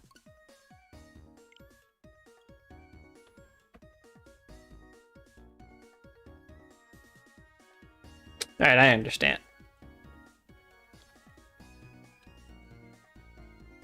I feel like moving it a little farther away right there will work better.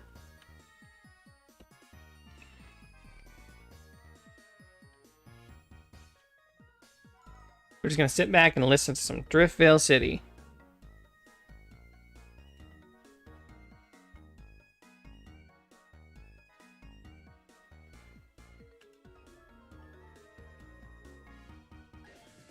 Yeah, I get it.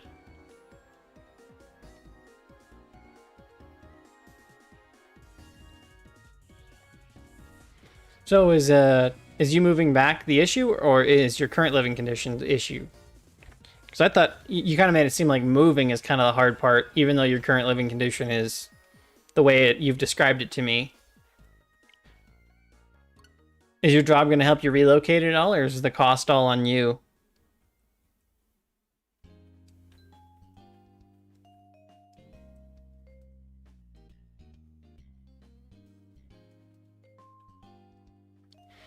Yeah, well, when he, oh,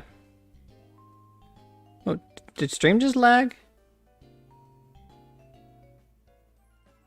Did stream start lagging all of a sudden? What? Oh, let me look up. Did it stabilize?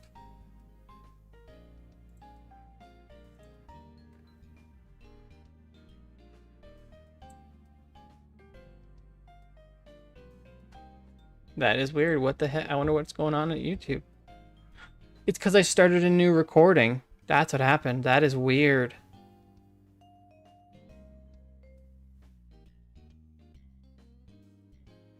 Is it going to catch back up, or do I need to do something else? I think I need to do... change my filter. Change me back to you. Then go back to you.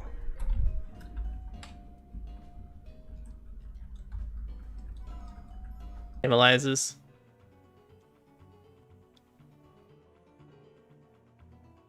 Yeah.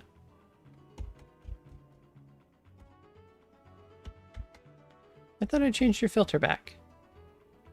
I think I did change this filter back. Did stream stabilize? That's what I'm wondering now, if stream stabilized. Or if I'm gonna have to fix it again.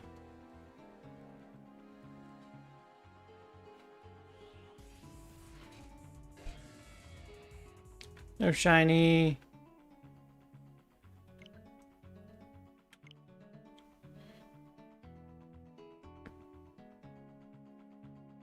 You sure it's working? I think it was that I started a new recording.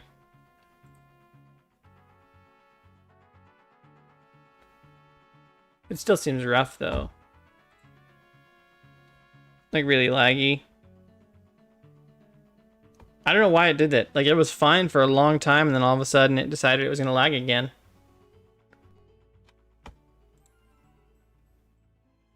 Well, this says it's healthy, so... I gotta make sure I pause my timer for a minute. Get this figured out. Stop the recording and let this catch up again.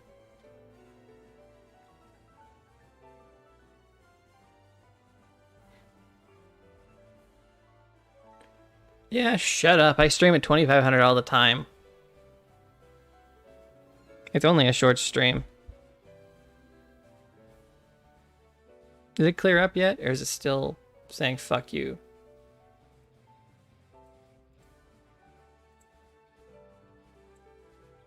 Because I stopped that recording, so it should clean up.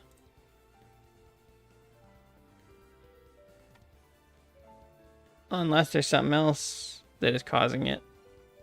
Which I don't know what would be.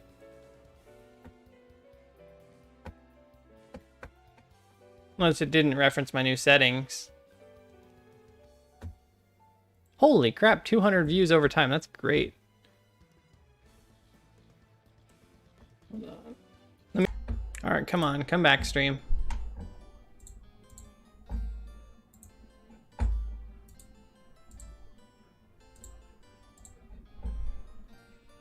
Did it come back? Looks like it's way better than it was a minute ago. Feels like it's back. Yeah, it's still a bit laggy. Not as bad as it was, though.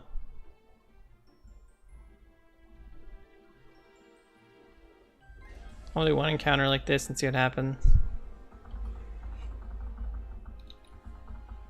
It feels like it cleaned up okay.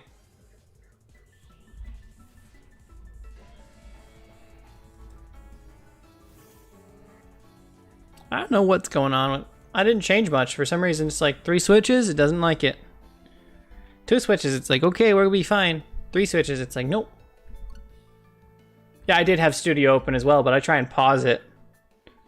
Like, I did, when I stopped the recording and started a new recording, I didn't have it open. I opened it to test it. But yeah, I know Studio and Chrome open are like, they are memory hogs. I apologize, and I appreciate anyone who stayed during that little bit of a hiccup. Yeah, it looks like it cleaned up okay. So I'm gonna go ahead and restart my... Go ahead and start you back up, and then make sure chat's visible. Yep.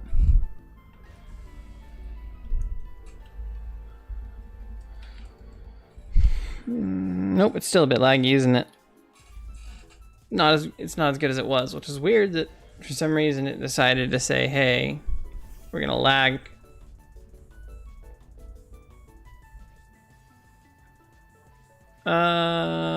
It says poor quality. Sometimes it says poor quality, but it only says poor quality when I start recording. Which is weird. And it complains about the bitrate, which is weird because I stream with the right bit. I stream with the lower bitrate and it works okay. Because it's actually worse the higher the bitrate I go.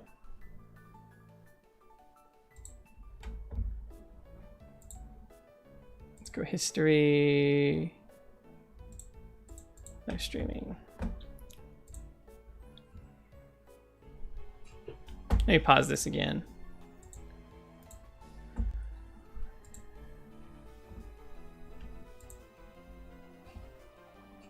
It says lower than recommended, but well, now it says it's healthy. Like, it goes between it. It's weird.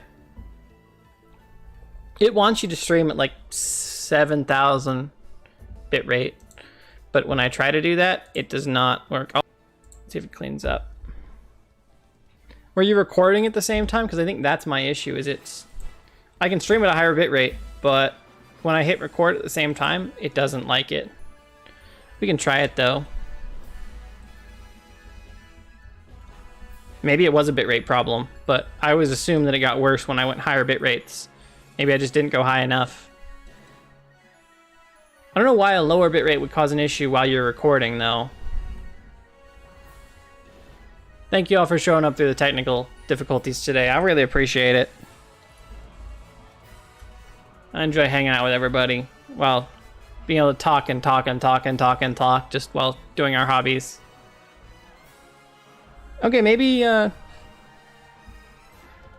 raising it up to 7,000 fixed it. I thought it would cause more issues in terms of the recording and the streaming, but maybe it won't. Thanks, Ambi. Anyways, we can go back to whatever you want to talk about. If it weren't almost a 9-hour drive down there, I would absolutely see if I could give you a hand. It sucks that you're on the opposite part of Arizona compared to the... I don't know if I should have said what state you live in. I'm sorry if I let that slip and you didn't. I don't think it's a big deal, but if it is, sorry. You live too far away from me.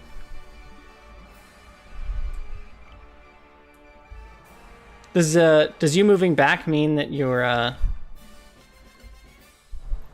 Does you moving back mean you're going to be closer to family again? Because I know that was when you had to move after your other job issues. Part of the thing was those issues were because of family. So if you're going back to where family is, are they going to cause issues for you again? Okay.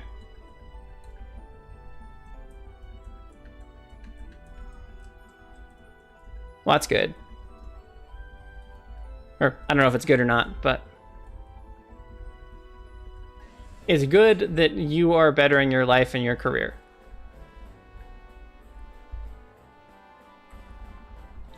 Now you just gotta find yourself a wife, and then you can buy a house.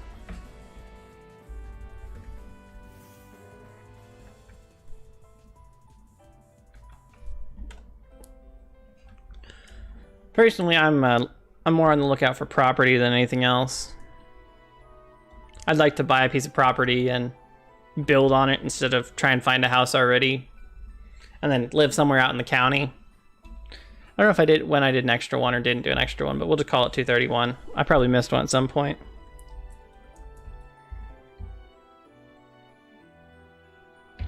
Man, I would really like to get to 10 likes today if I could.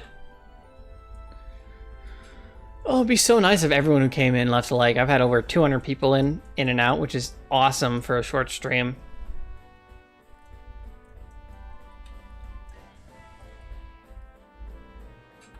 I forgot, I didn't like short streaming at first, but after seeing what it can do for a channel, for exposure, because you can find them by just scrolling and then stay if you like them, it's kind of grown on me. Especially since like you said, they did make it count towards monetization hours as well. Which you'd need a lot of streaming for that, but let's see, with 6 or 7 people here for a few hours stream, that's not bad at all. In terms of helping you get monetized more quickly. What I really need to do is get some damn shinies and get some videos out. And the other question is, will this channel get monetized first, or if I continue making stuff... Oh, I forgot to start the timer again. Whoopsies. Oh well. We had it going during technical difficulties anyways, so... It won't be completely precise, because there are times it was going when we had technical difficulties, there are times it wasn't going. It probably balances out okay.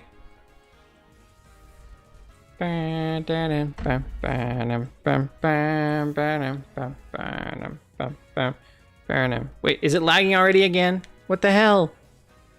Why? Why?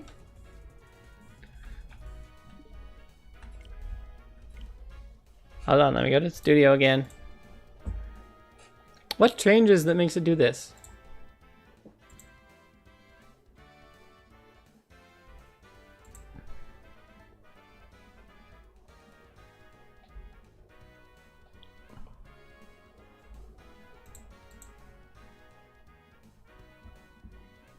Yeah, it says YouTube is not receiving enough data to maintain smooth video streaming. What do you mean you're not receiving enough video?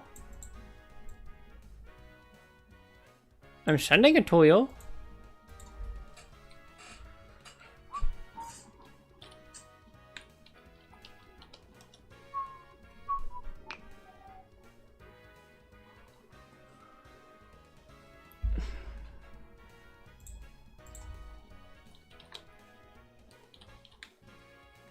Yeah, it's lagging again real bad, which is weird.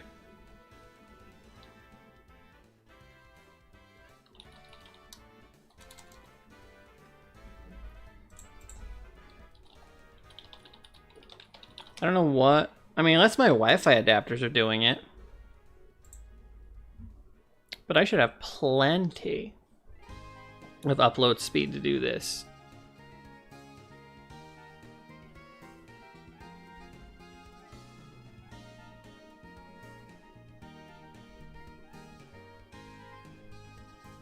It's almost, yeah, it's not good, but it's not bad.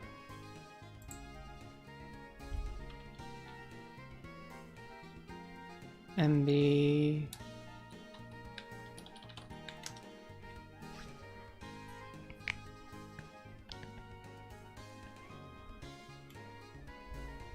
It says reduce it to 5,000 and see what happens. So I'm gonna try that. Increase it, but decrease it at the same time. Unless it's stabilized again. Did it magically stabilize again? I can't tell if it's stabilized again. I'm gonna do this real quick. How does that look?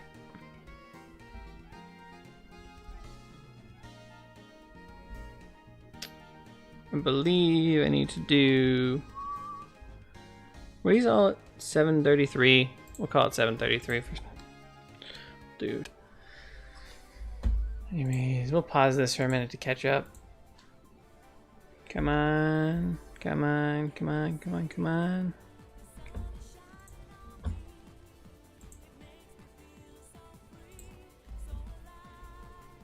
Come on. Pick back up. Oh, I thought we made it to 8 likes for a second. Oh, it did pick it back up, but it's still lagging real bad.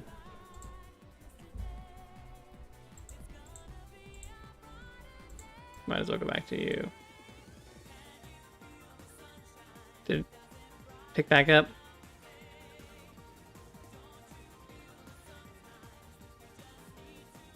Come on, pick back up, please. I might just have to end stream and finish getting to 800 tonight. That would be my luck, is not getting it on stream. Yeah, I don't know what's going on. The only thing I can think of is someone streaming massive video on the network. Because now I'm not even recording.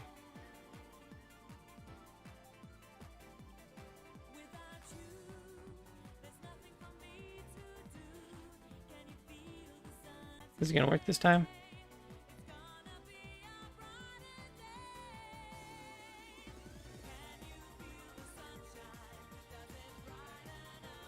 You gonna pick back up? You guys are missing Can You Feel the Sunshine? Okay, it's smoothed out while just streaming now, which is good. Can I start another recording? I changed it to like 3,500, I think. Let's see if it works.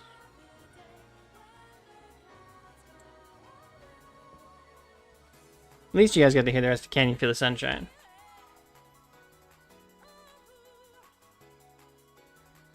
Yeah, I think I have to...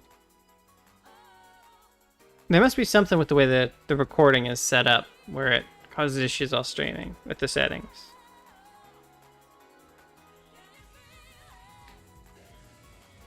Oh, it's still gonna lag, isn't it?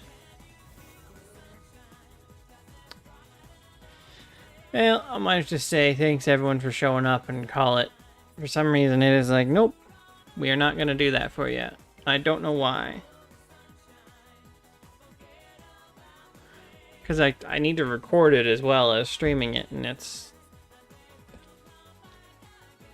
So I think I'm going to end stream and say thanks for showing up. If you're willing to, leave a like and potentially subscribe for next stream. Or hopefully we get something. Or if I get something off stream. Unfortunately, it's just, for some reason it worked for a while, and for some reason it didn't. It's really jittery, so I'm going to end it, and...